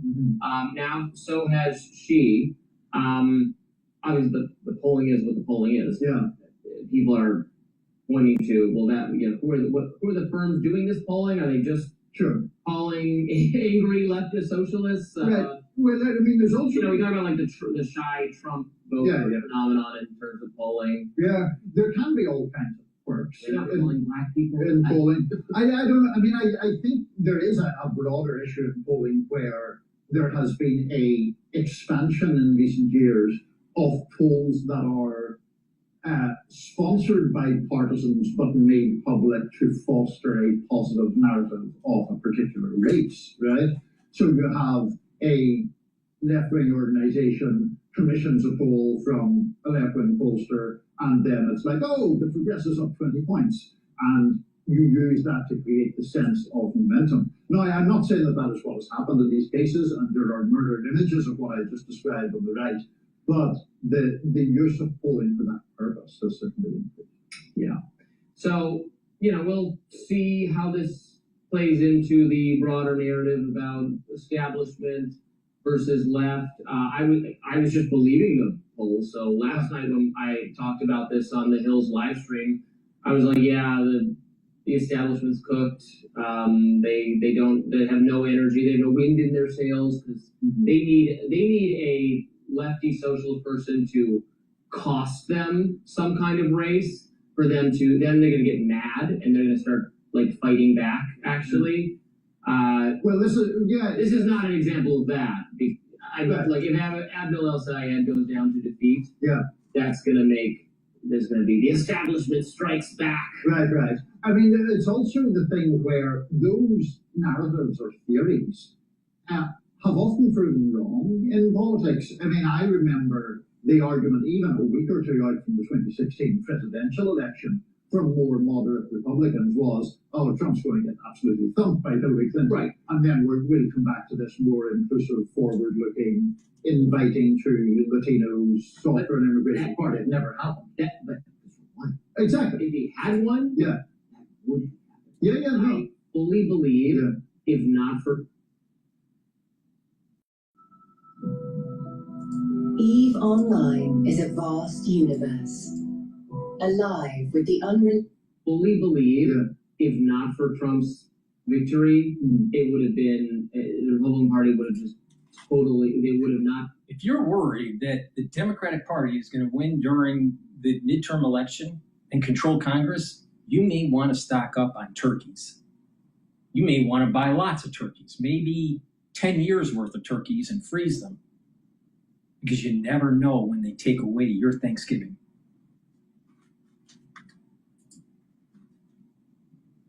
It would have taken, they were all set up to take that lesson that no, we blew this election because Trump stormed in here, took over our party. Sure. You know, we're never going to let that happen again, or we'll fight him tooth and nail to stop it from happening again. But he was like, oh, never mind. Yeah, exactly. So if El Sayed wins, you know, if some of these candidates, last night, you know, we were talking earlier about the fact that there are actually mixed signals for the left, because of course Peggy Flanagan won pretty easily in Minnesota, defeating a more moderate candidate in the shape of Angie Gray. So it is, I think, a bit, I just wouldn't extrapolate too much from the Wisconsin race. Of course, that race was not on my radar at all. Maybe people in the state knew that that's the left candidate and that's the establishment candidate, but or maybe they didn't know because that one's gotten zero scrutiny and hasn't gotten as much social media attention to help you know that that's that one and that's that one. Well, although like a lot of voters still get a lot of their information from local news, and I think in Wisconsin and Minnesota, excuse me, they probably do that. No, they get all their news from Rising. Meanwhile, Minnesota Republicans did reject longtime Trump supporter and My Pillow founder Mike Lindell in their gubernatorial primary. Take a look. This one wasn't as close, despite Lindell having the endorsement of President Trump. Of course, the third Trump endorsement lost in 2 weeks. And people are going to be making a lot of that. I don't know that they should. This was kind of Trump endorsing a very close friend, who has, you know, had his back through thick and thin. Through thick and thin and pretending not. Please go to my store, blood-studio-reykjavik.com. If you want to see the world with wide eyes and be able to focus, get the clarity factor. This will get rid of that brain fog. It'll allow you to concentrate on tasks. And when you take this regularly, you're going to improve those dendritic connections. Your neurons are going to be hooked up better. You're going to be strengthening those neural networks. You're going to be thinking faster, and you will have better memory.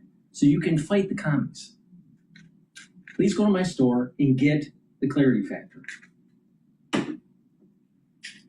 Vitamin D3 is dual purpose. It's a gene expression cofactor, really important for your cells. It helps to boost up your immune system, especially if cells are infected. It'll force those cells to go into apoptosis. Vitamin D3 helps the cardiovascular system and helps with bone density. It stacks really well with K2 and K7 that you can get on my store also.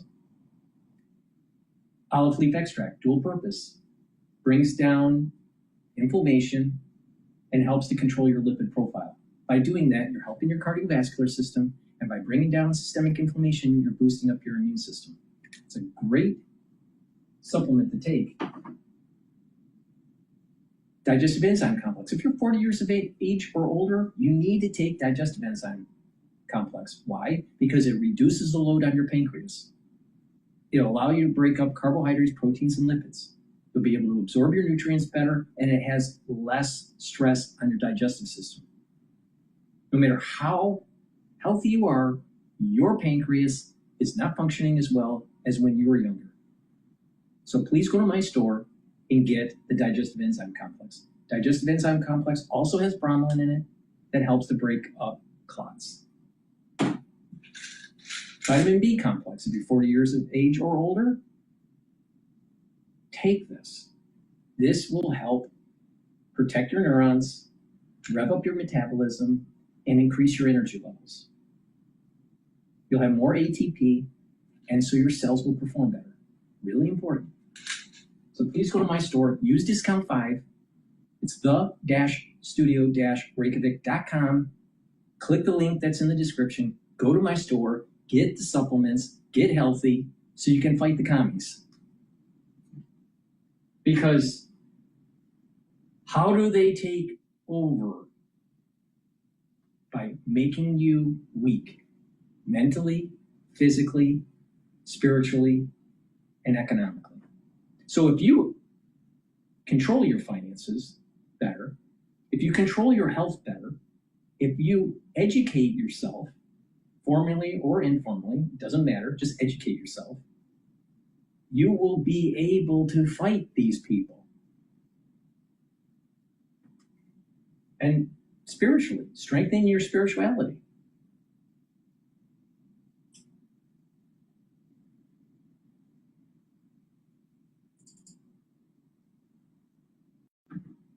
How are you finding the time to send over all these meeting notes? I got a secret. I've been using Granola. What is Granola? So it's an AI notepad. If you want to take notes during the meeting, Granola can fill in everything around them. If you don't, U.S. official said Israel briefed the Trump. All right, meanwhile, 7 minutes after the hour. New details are emerging over the reported Iranian threat on the president's life while he was at the NATO summit in Turkey. It comes as President Trump says the U.S. still has total control of the Strait of Hormuz. Chief Foreign Correspondent Trey Ames joining us live from Tel Aviv with the very latest. Hey, Trey. Yeah, hey guys, good morning. It's a story that has captured the world attention. Yeah, I always go off on a tangent, but I'm going to go off on a little tangent here before Trey starts talking about the Strait. We know about this changing the planes when he was at the NATO summit, and the reporters were on one plane and he was in a different plane, and they used a catering cart container to move Trump off the plane and into another plane. Think about this for a second. What would be the best way to gain power for the executive branch? Let's just go back to 9/11 of 2001. You have some planes hit a building. Do emergency powers. Have the Patriot Act. Have a long war in the Middle East. A lot of Qing, a lot of money. But not only that, you're strengthening the national security state. Now let's fast forward to 2026. Does Trump kind of represent, does he have an element of an authoritarian type personality? Yeah. Trump, if he was leading the troops during the revolution, do you think that he would have stood down his generalship and became just a private citizen? Or do you think he would have been a military dictator? Be honest. He probably would have picked the opposite of what George Washington did, because that's what most people would have done. George Washington was someone special. He had virtue. Trump doesn't have virtue. There's something different. Trump is a little bit more like a Roman Empire, Roman authoritarian, some sort of emperor or pseudo-emperor. Okay, so with that, what if we are being manufactured with the consensus through the news? Now, this is a wild idea that there will be an accident that takes place, maybe with Air Force One, but Trump's not on it. His cabinet may be on it, or many people in his cabinet are on it. And the press corps is on the plane, and it goes down, and there's some sort of connection to Iran. Wouldn't that be the perfect way to push for more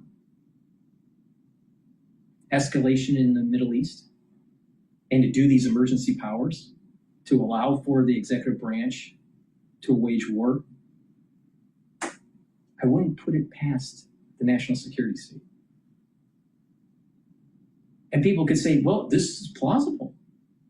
Look at what was happening. There was some threats that were happening during the NATO summit and other threats that have happened throughout the years. Iran's a bad actor. We have to go into emergency status. See what I mean by the curse? You have also a potential national security state nefarious action that could take place. Just imagine Trump on a different plane, and the plane that he left was blown out of the sky or went down for some reason, malfunction, and all those reporters were dead, and much of his cabinet's gone. What do you think would have happened? We would have gone full war and DEFCON 1. Think about that. Think about how close we were that if the national security state decided to do something nefarious, how close we came to DEFCON 1.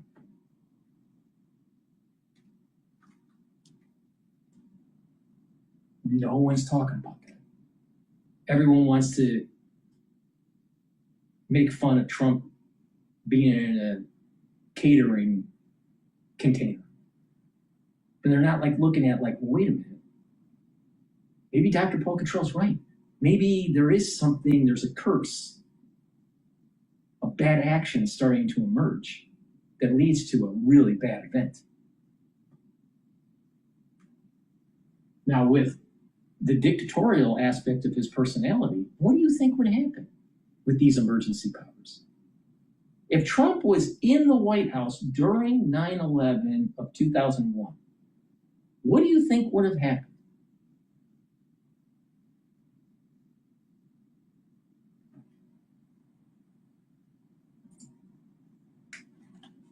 This week, a threat by the Iranian regime on President Trump's life in Turkey last month. The Wall Street Journal reports it was actually Israeli intelligence that tipped off the administration to a specific danger. The report explains the sourcing on this information, saying the U.S. official said Israel briefed the Trump administration on the intelligence, which included a threat to use shoulder-to-air missiles to target Air Force One. Ultimately, the president was reportedly... Now think about this. If we start to disengage in the region, who is at risk? Well, the United States, some of our partners in the region that's tied to the GCC, but also Israel. So the national security state isn't just the United States. It's the Five Eyes.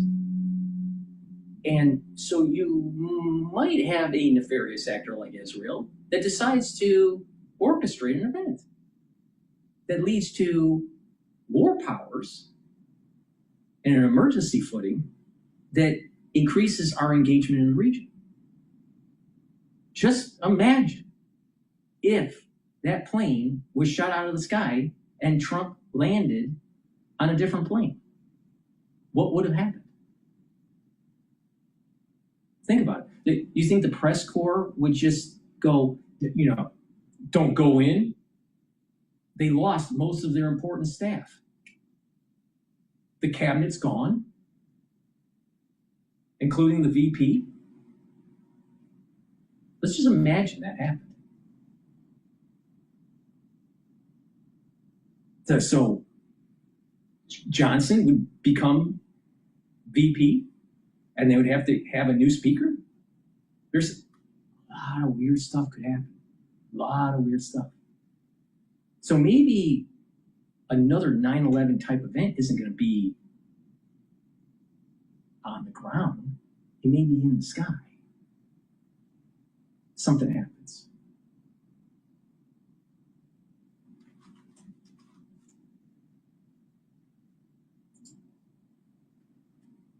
From Air Force One to another plane using a catering truck. Fox has not independently confirmed that detail. Mr. President, can you tell us about your ride on the airport catering truck in Turkey? Why did you need to do that? Well, it's only up to Secret Service. I just follow what they'd like to do. So I go by Secret Service and the military. They wanted me to go on a different flight, a different plane, equal safety, but they wanted me to do it, so I do it. I do what they say. The story comes as indirect negotiations continue with Iran aimed at reopening the Strait of Hormuz. And the head of Iran's Supreme National Security Council said Tuesday the strait would not reopen until the United States meets all Iranian conditions. This does include unfreezing assets, giving compensation, and ending the war. Yesterday, U.S. forces disabled a Panama-flagged vessel that ignored warnings in the Gulf of Oman about the ongoing U.S. naval blockade. CENTCOM said an MH-60 Navy helicopter fired 2 Hellfire missiles into the ship's engine room. Still, the Iranians remain defiant as diplomatic efforts are dragging on. No one thought that Iran could resist in this way against America, with the Israeli regime accompanying it, and the support of many other countries, including all Western countries and some other countries that we all know, and not bow its head and ultimately force the enemy to ask for negotiations. Officials in Israel tell Fox News they are preparing a variety of contingency plans for the uncertain days ahead. Guys? So, Trey, what would you say is the status of negotiations? I see on Al Jazeera English that mediators are pushing for the U.S. and Iran to start talking directly again, and Pakistan is the one behind it. Pakistan's a problematic ally who's very close with Iran. So your thoughts about this? Because we're not getting any positive vibes coming from Washington. At this point, reports indicate zero progress in a broader agreement with Iran. There are ongoing conversations between Iran and Oman about control of the Strait of Hormuz, but as we hear again and again from Iranian officials, they don't appear serious about actually keeping this international waterway open. In the background here, you have the ongoing U.S. naval blockade of Iranian ports, and it is costing the Iranian regime hundreds of millions of dollars each day. And this economic pressure is affecting inflation numbers inside of Iran. It's difficult for many of the people there to access the goods that they need because the Iranians aren't even able to distribute general resources to their people. And so as this moves forward, this pressure will continue on the regime in Tehran, and that is one of many levers that the president has to pull on the economic front to pressure Iran to make a good faith deal. On the military front, there are still more than 50,000 U.S. forces staged across the Middle East in preparation if the president decides to return to combat operations. Guys? All right. Trey Ace, live for us from Tel Aviv. Trey, thank you very much. Thanks, Trey. Be sure to like and subscribe for all the Fox News latest on YouTube and catch full shows streaming now on Fox One.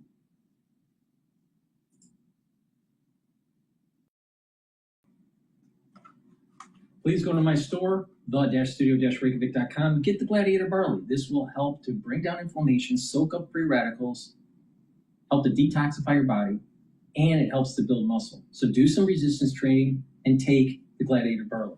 It's a great way to also improve your immune system and your endocrine system by soaking up those free radicals and keeping that inflammation down. You get added benefits like helping your cardiovascular system and helping with brain function. Because by bringing down that inflammation at the vascular level, soaking up those free radicals, you have less plaque formation. And by soaking up those free radicals and bringing down that inflammation at the brain level, the neurons are healthier. Structural nanosilver toothpaste. This has no fluoride. It has the structural nanosilver to help to neutralize, to improve your oral cavity. It'll whiten your teeth, freshen your breath, reduce inflammation at the gum line, improve your gum line. And with good oral hygiene, you're helping your cardiovascular system too. Amazing how that works. So please go to my store and get the very high quality toothpaste. Again, it has no fluoride in it. Get a few tubes for your household and help support the work that I do. Structural nanosilver gels. You can get it in the tube form or in the quick dispenser called Renew. Use it the same way. You can use it as a daily skincare. You can put it on a cut, an abrasion, or a minor burn. That'll help to heal it quicker by about a third of the time quicker. And during the cold season or the allergy season, put it on your hands, lightly coat your nostrils. It'll stay active for 5.5 hours. It's way better than Perel. So please go to my store, the-studio-reykjavik.com, and get the structural nanosilver gel.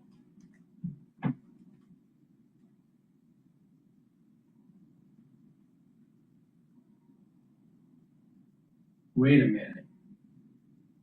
Abdul El Sayed is talking bad about football?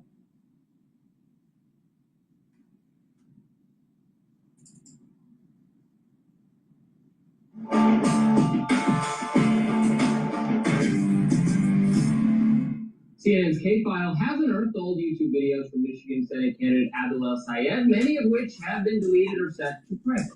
In one video, El-Sayed reportedly expresses his disdain for fireworks, with the article from K-File saying he quoted, quote, cited Detroit's post-fireworks air quality, the chemicals used in fireworks, their potential to trigger PTSD in veterans, and the risk they pose to children and pets. In other since-removed clips, El-Sayed argued that the southern border was not... Oh, so they don't like fireworks because of all of these other tangential reasons, but what they really don't like is the 4th of July. Oh, once again, these super progressive DSA types, they hate God, country, and family. And if you mess with fireworks on the 4th of July in football, it's a problem. It's a big problem.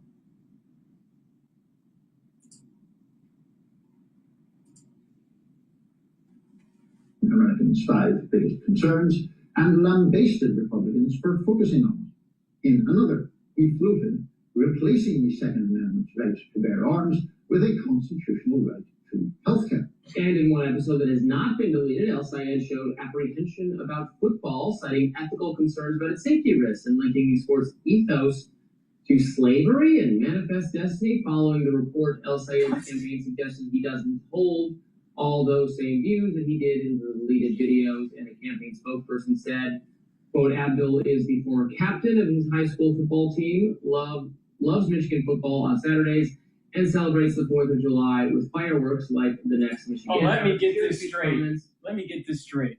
So he loves 4th of July now, and he loves football, especially U of M football, because he's running for Senate.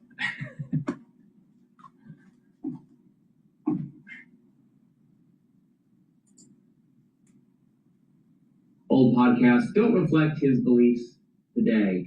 All right, okay, maybe. A lot of podcasting, a lot of views, and we could just say, oh, that doesn't represent me. Look, some of those things are more controversial than others. Right, like, exactly. if you're, if you'd have reservations about your kid playing tackle football, that's different from saying it's because it's ethos of slavery and blah, blah, which is ludicrous. I mean, fireworks is one of those things. This is why I'm like a libertarian and freedom-oriented in general.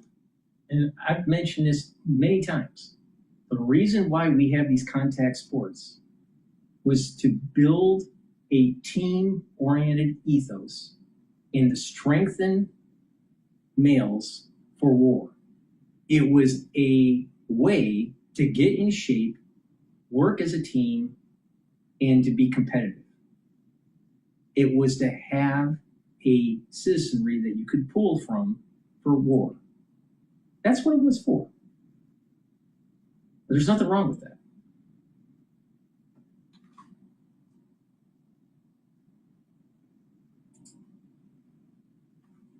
Obviously, people should be allowed to shoot off fireworks, especially on like a holiday. Yeah. If I went my whole life without seeing another firework, I wouldn't care that much. And they do bother dogs, but also dogs are not people, and dogs don't have rights. So you're just barking up the wrong tree. If you're all anti-firework, is what I would say. Yeah. Even though I'm not personally I hate fireworks all the time. I just see how that's probably a bad and wrong opinion. Sure. You know what I mean? No. I mean, look. First of all, to start off on a personal one, you know the way many people have different sort of irrational phobias. The only one I have is fireworks. Really? I'm scared of fireworks. That's funny. Yeah. So I'm. You and my dog. Let me get this straight. You got these progressives. They're pushing progressive policies as a journalist, and he's afraid of fireworks? What the see what I mean about these beta males? I can't take it anymore.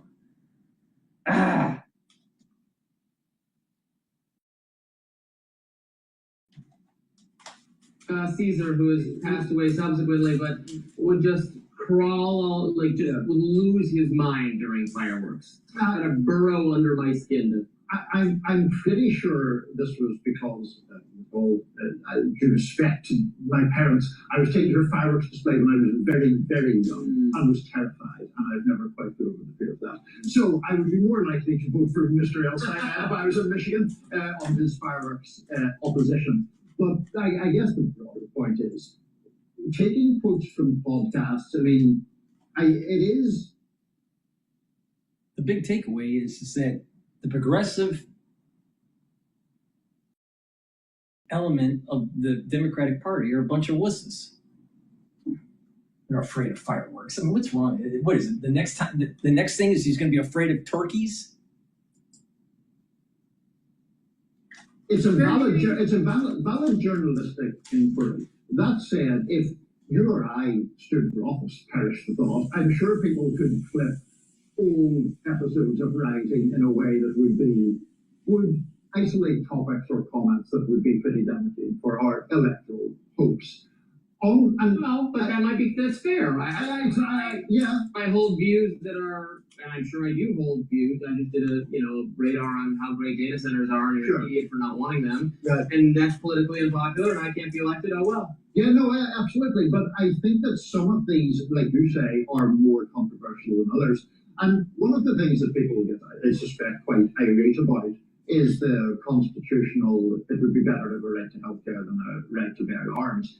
I mean, that seems to me like just a sort of dramatic or figurative way of saying, like, you think healthcare is more important than the right to bear arms, which is quite a standard democratic belief. So, I mean, is he really now proposing the whole cumbersome process of changing the Constitution to remove the right to bear arms? I have said here before, I'd be fine with that, but I think the chances of it happening soon are very limited. He's just using that, it seems to me, as a dramatic device to say healthcare is more important than guns, which most Democrats believe. Well, sure, but those aren't. It's also not a fair comparison, right? The Bill of Rights is a restriction on government action that infringes on your right to do something. But this is not a right to healthcare would actually create an obligation on people then to provide healthcare services. It's not, so that's different. Like, the right to bear arms just says the government may not stop you from having guns. You know what? Robbie and the other clown, whatever his name is, they're not saying something really important. The discussions that were taking place between Madison and Hamilton and Jefferson in the Federalist Papers dealing with the Second Amendment and why it's there. It is the firewall for the First Amendment. If you don't have the Second Amendment, you don't have the First Amendment. It's that simple. So if El Sayed wants to abolish the Second Amendment and push for universal health care, don't you think that when they do this constitutional convention and you rewrite the Constitution, that you no longer have the three branches of government and the balance of powers? Now, what's part of the DSA agenda? They want a new constitution. They want a one-party system that's top down.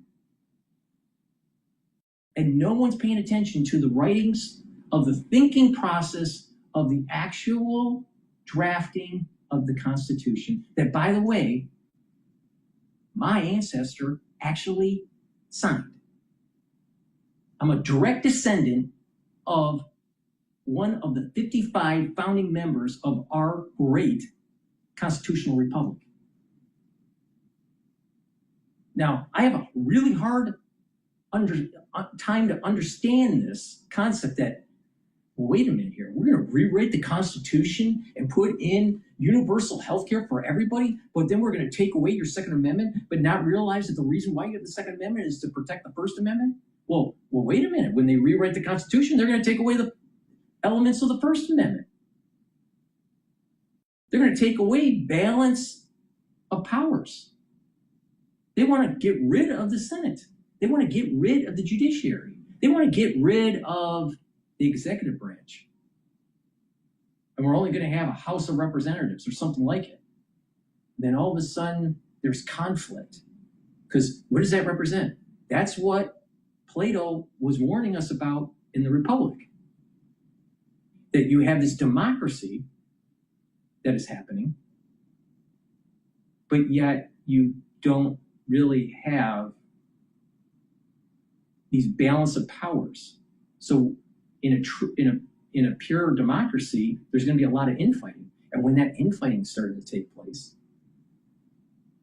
and mob rule happens, let's say the Democrats take over the House in this scenario where there's no judicial branch, there's no executive branch, there's no Senate. And when you have that situation, now you have a one-party system that can control. Well, how do you break out of that? And we can just look at what has happened in the past with these one-party type systems, like China, like the Soviet Union. That's where DSA wants to go.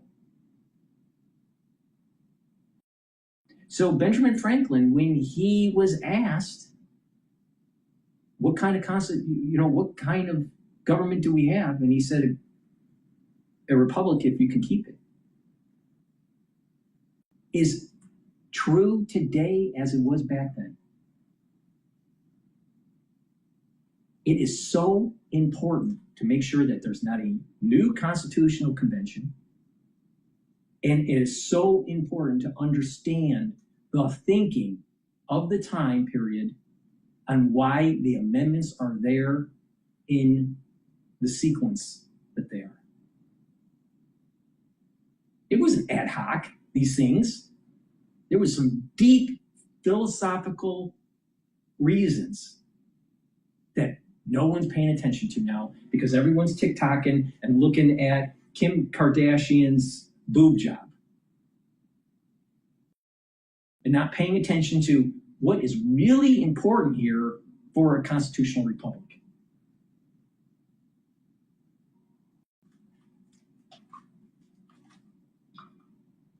But, you know, they're on the Hill pontificating, thinking that they really know what's really going on. No, it's deeper. It's way deeper.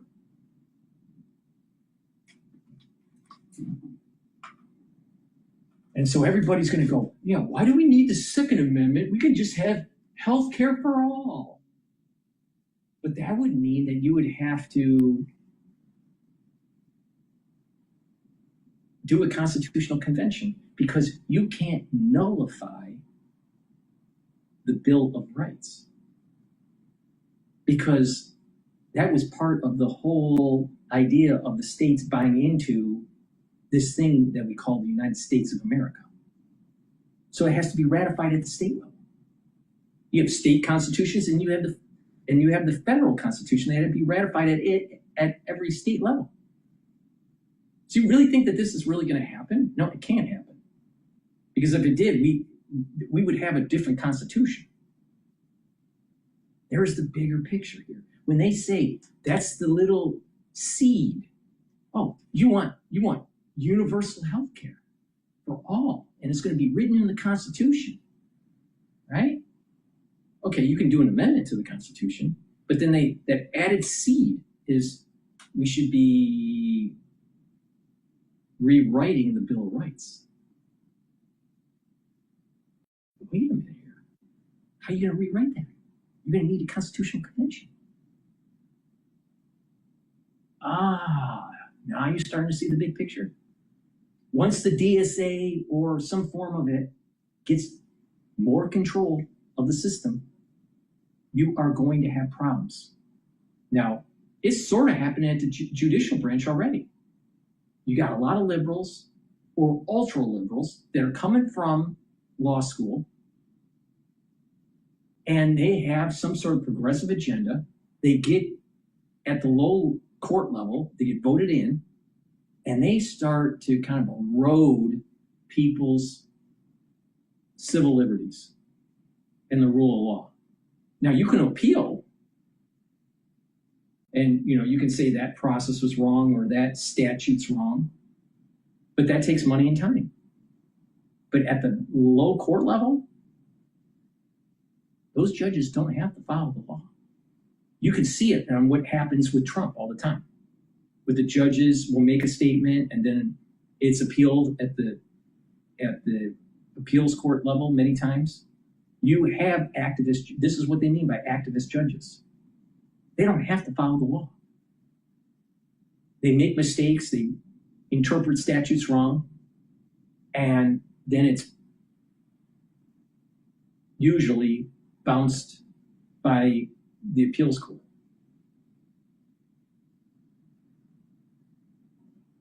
If you think I'm wrong, you're not paying attention. There are, at the low level, progressive judges that are not following the rule of law. Now, they can get away with it because they're voted in. These are elected positions. And if they don't like you, you get voted out.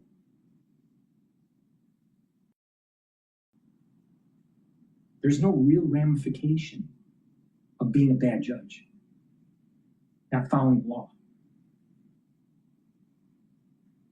or having this fringe progressive element in the judgment. But when you start to erode the judicial branch at higher levels, over time, you will lose your freedoms. That's what they should be talking about. Of course not. They can't do that. They can't do that because it's first level thinking. That's what TikTok and X and Facebook and doom scrolling has given us. First level thinking. Not second, third, fourth, or fifth level thinking. Just first level thinking. The Republic is going to fall. Because we got a lot of stupid people out there. And the thing is that these are the educated. These are the educated ones. Not stop you from practicing a religion. The government may not search your property without a warrant. The government may not compel you to testify. Restrictions on government behavior is what is in the Bill of Rights. Right. A right to health care. What would that? Okay.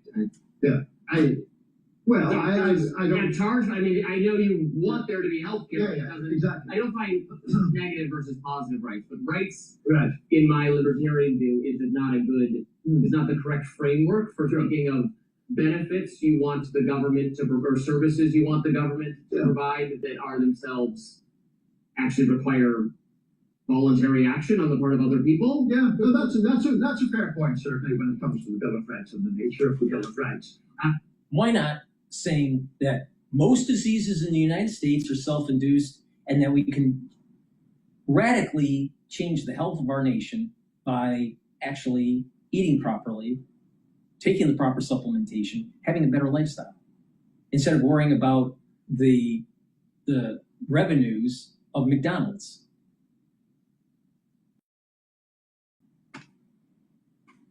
That's how people need to get healthy. But you don't get healthy by having universal health care. You get healthy by not being a slob, moving around, taking proper supplementation, making sure you drink filtered water, stay away from McDonald's. That's how you get healthy. That's how you lower costs. Get to the root cause of the problem. The root cause of the problem isn't universal health care. The root cause of the problem is fast food and poor lifestyle. Dumbasses.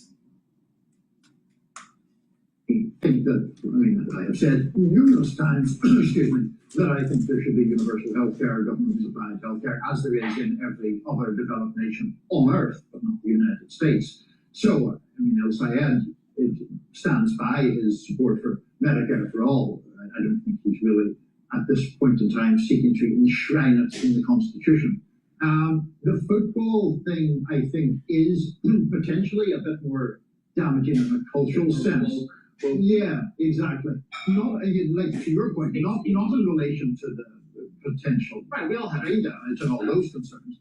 but like the sort of it's somehow tied up with metaphors for manifest destiny. I don't think that we go down well anywhere in the US, but particularly not. You're native Michigan, but they like their football. Right, we like Michigan football. He is a native Michigan, and he's a University of Michigan person as well. Right. Yep. We like our Wolverines quite a bit.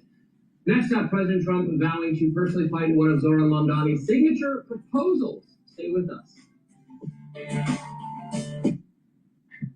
Please go to my store, the-studio-reykjavik.com. Get the Boomer Boost. This has 68 nutrients.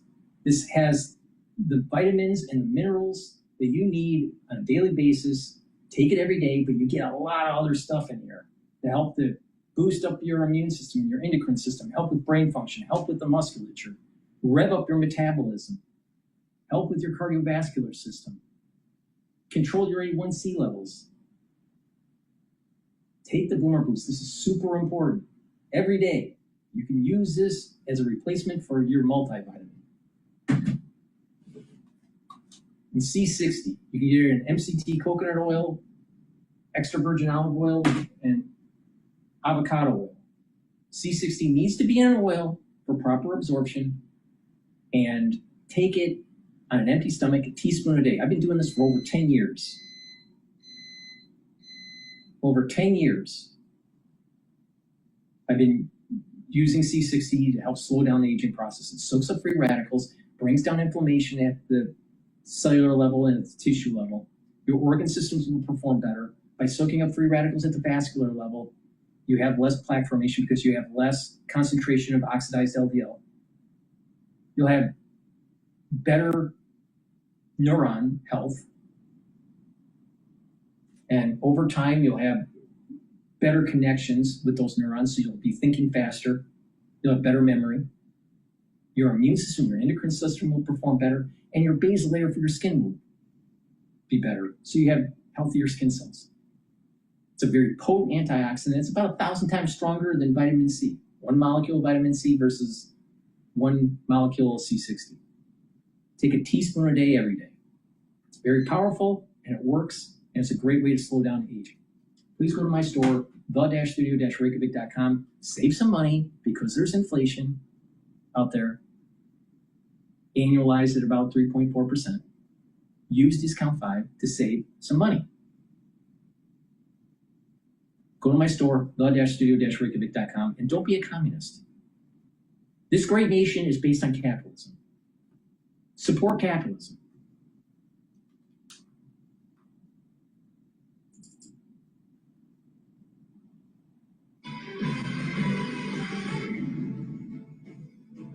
All right, the battle for the future of the Democratic Party is playing out in real time. You got a moderate Democrat, David Crowley, narrowly beats DSA-backed Francesca Hong in Wisconsin. Meanwhile, in Minnesota, Progressive Lieutenant Governor Peggy Flanagan wins the Democratic Senate primary over the establishment candidate. Now the big test for the socialist surge will be Florida next week, when you got Congressman Jerry Moskowitz against DSA-backed opponent Oliver Larkin, who's denying accusations of anti-Semitism, while the co-chair of the DSA struggles to answer basic questions on how to, quote, free Palestine. What, in fact, is the position of DSA? Yeah, so our position is a free Palestine with the capital in Jerusalem. And so I think that could be safely read as a one-state solution. So the Camp David... Let me get this straight. A one-state solution. So the DSA wants the Palestinians to actually rule Israel. Like that's going to happen. You think the Jews are going to allow that to happen? No, that's never, ever going to happen. It's either, every last man standing type, Armageddon type situation, and then they want a capital in Jerusalem. Really want to own the Temple Mount? One state solution? Really? Okay, all right. We'll see how that works. All right, so geopolitically, that doesn't seem to be feasible. All right, next policy from the DSA. Being negotiated at the beginning of the century under the Clinton administration, had the Palestinians accepted it, that would have satisfied you. Good question. I need to look at what the actual specifics there were. I don't know them off the top of my head. Let me get this straight. So she wants a one-state solution, but she doesn't know anything about the peace accord that Clinton was trying to broker with Yasser Arafat. And Barack, what was his name? The leader of Israel at the time. Mubarak or something like that. But Yasser Arafat said, no go, I don't want it.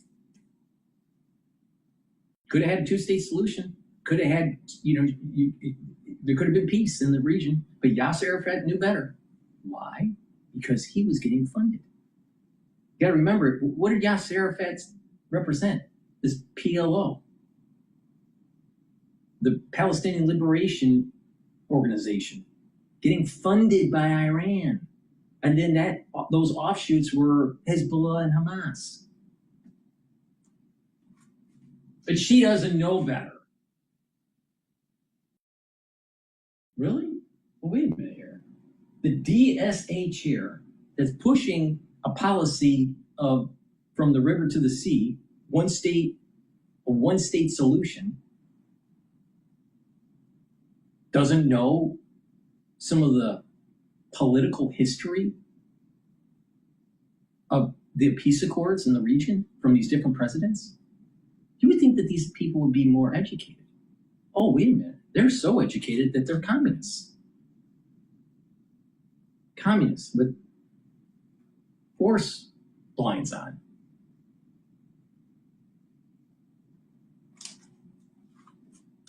There's a lot that don't understand. Like capitalism. Let's bring in Ben Shapiro, host of the Ben Shapiro Show. Ben, this interview is the biggest train wreck ever, and she does not even realize it. I'm not a big fan of Ben Shapiro, but I haven't seen this video. I'm not a big fan of Ben Shapiro at all. But it is very important to push back against the DSA. Not because of Israel, but because they want to nullify the constitutional republic of the United States. That is much bigger of an issue than Israel. So let's listen to Ben Shapiro. I think we'll see. Let's see what he has to say. At what she's saying, and she said October 8th, would you be there protesting after the October 7th attack in New York City with Dolores Chevrolet, who won this? And she said, yeah, I would have been there. Why? Because they were in an open-air prison in Gaza. They had no choice to kill 1,000 people. Yeah, I mean, the DSA is an anti-American, anti-Western organization. That is what they are at their essence. Their basic argument is that capitalism itself is what drives imperialism and colonialism and racism and settler colonialism and all the buzzwords that they learn at their Columbia undergrad classes or NYU undergrad classes. And the Democratic Party is ingesting this stuff wholesale. The only question for the Democratic Party is, are they fully willing to go all the way DSA, or is it just a pretend DSA? Progressives who aren't quite openly DSA mostly agree with the DSA, but just don't say the quiet part out loud. The Senator Francesca Harangue, Wisconsin, is that she was saying all the quiet parts out loud, and also she has the Judge Doom eyes, right? I mean, she was a very weird candidate. She had this strange affect, and so many mainstream Democrats and Bernie didn't endorse her. But I think people are taking the wrong message from what happened in Wisconsin last night. The reality is that if Bernie had endorsed Francesca Harangue, she'd be the nominee right now. No question. And she must have had a double-digit lead until all this scrutiny came down.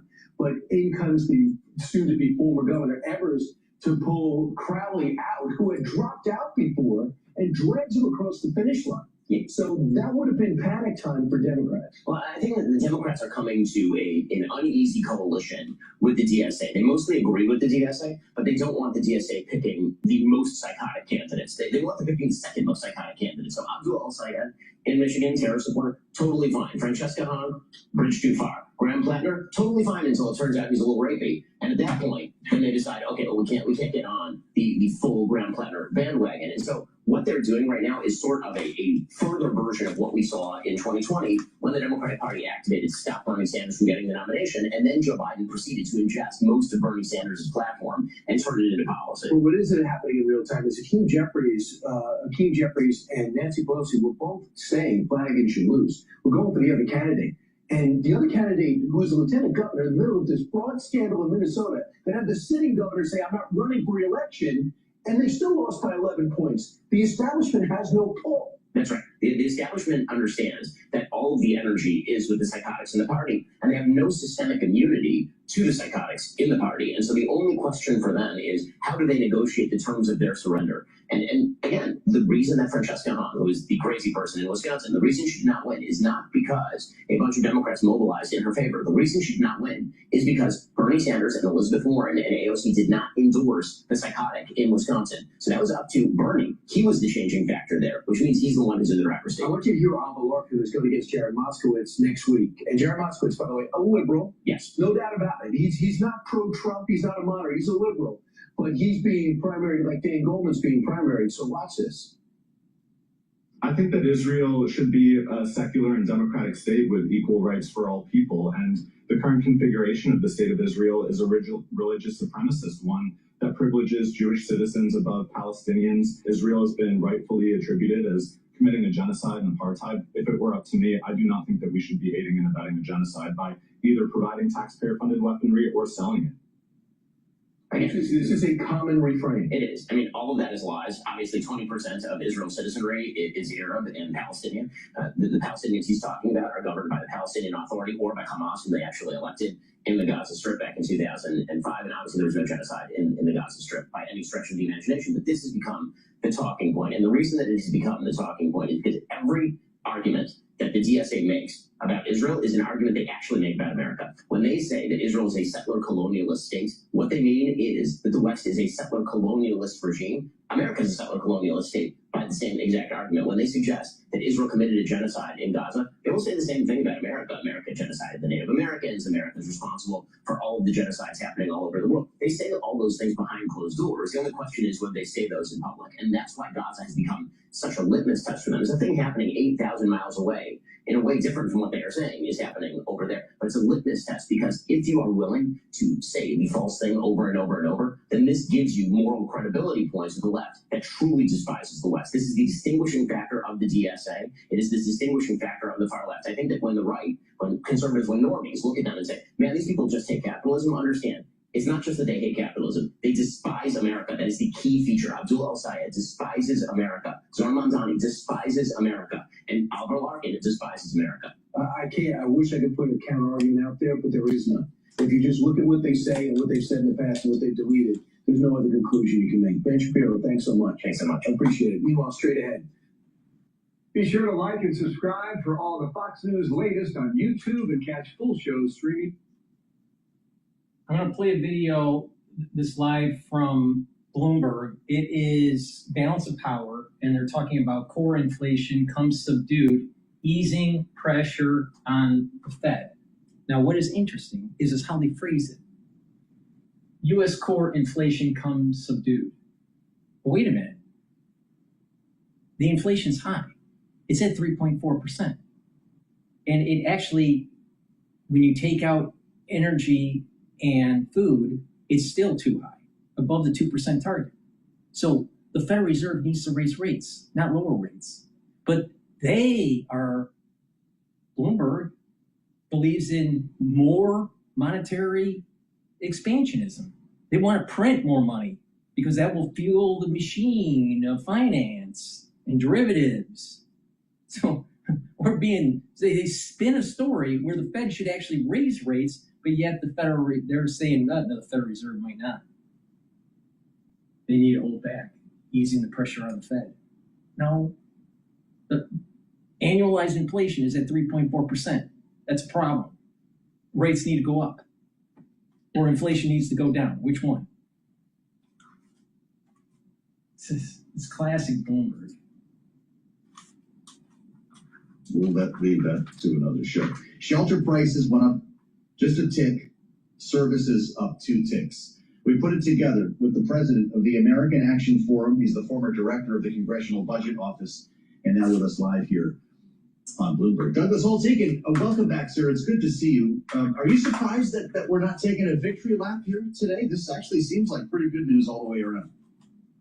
I am a bit surprised. The White House gets these data the day before. So they got the data yesterday at something like 4 or 5 o'clock, and they've had a lot of time to figure out what messaging they want to surround this, the data release. So to be silent is really odd. I don't understand it. And it falls into this larger puzzle that you can ask the political experts, which is, when are the Republicans going to have some sort of unified messaging heading into the midterms?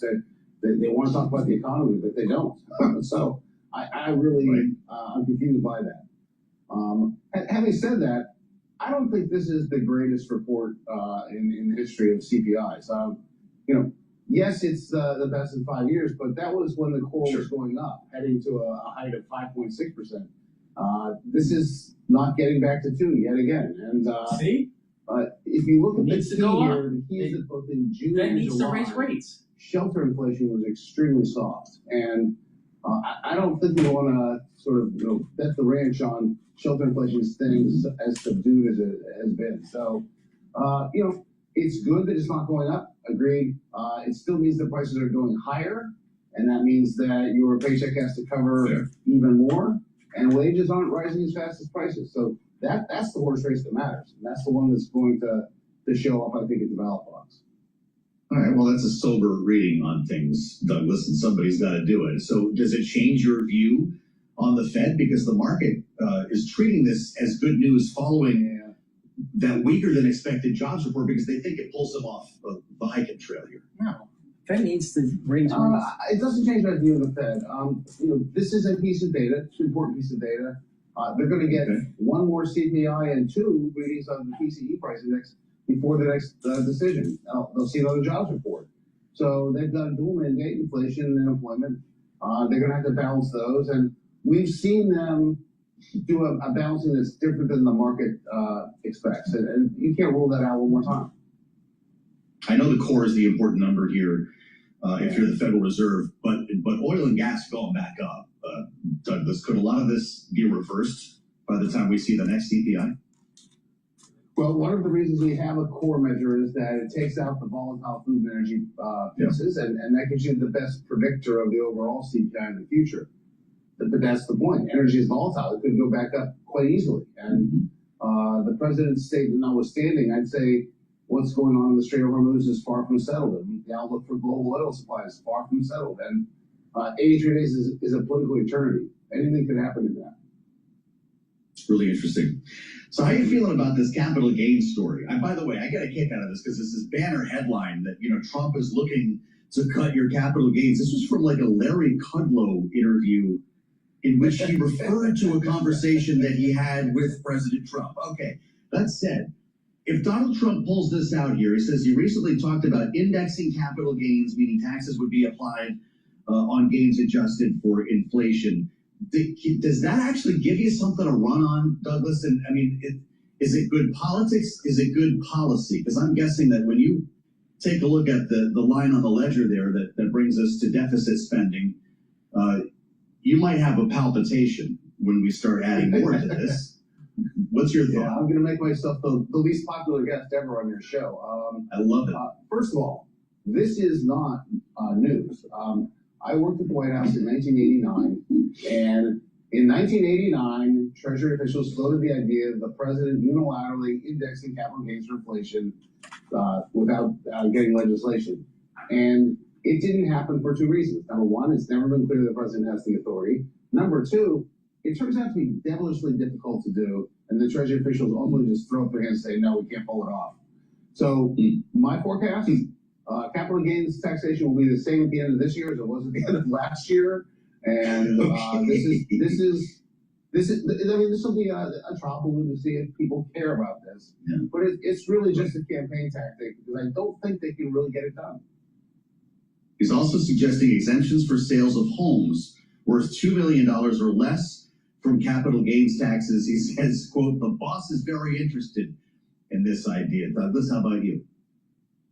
I'm interested in that idea. the Congress decided and signed into law that we're going to have a maximum amount of tax on housing capital gains. We're going to exempt 500,000. It's not indexed for inflation.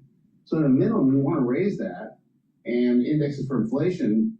And in the reality, given sort of the distribution of wealth and homeownership, you could probably get rid of the taxation of capital gains and houses and not have a big impact on the U.S. fiscal situation. And that would be good housing policy when we need it, and certainly politically popular.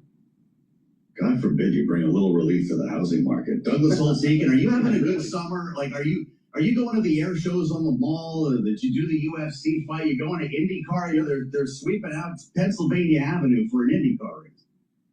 I know. My office is on Pennsylvania Avenue. This is an enormous inconvenience. It's insane. They're going to be driving 185 miles in. Did you see they welded the manhole covers shut, Douglas? And you may as well take a vacation for a couple weeks. Yeah. I plan to attend from far, far away. That's my first approach. I'll have more on this. It's not my favorite thing. Okay, well, this is a tough summer for people living.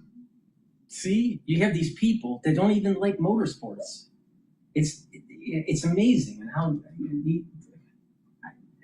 the masculinity in society has gone down. The testosterone levels have gone down. It's crazy. Absolutely crazy. Washington. For others, it's a tourist attraction. Douglas, thanks for coming back. We missed you. Douglas Holtz-Eakin with us live on Bloomberg. Straight from Pennsylvania Avenue at the American Action Forum. I'm Joe Matthew in Washington, where, they welded the manhole.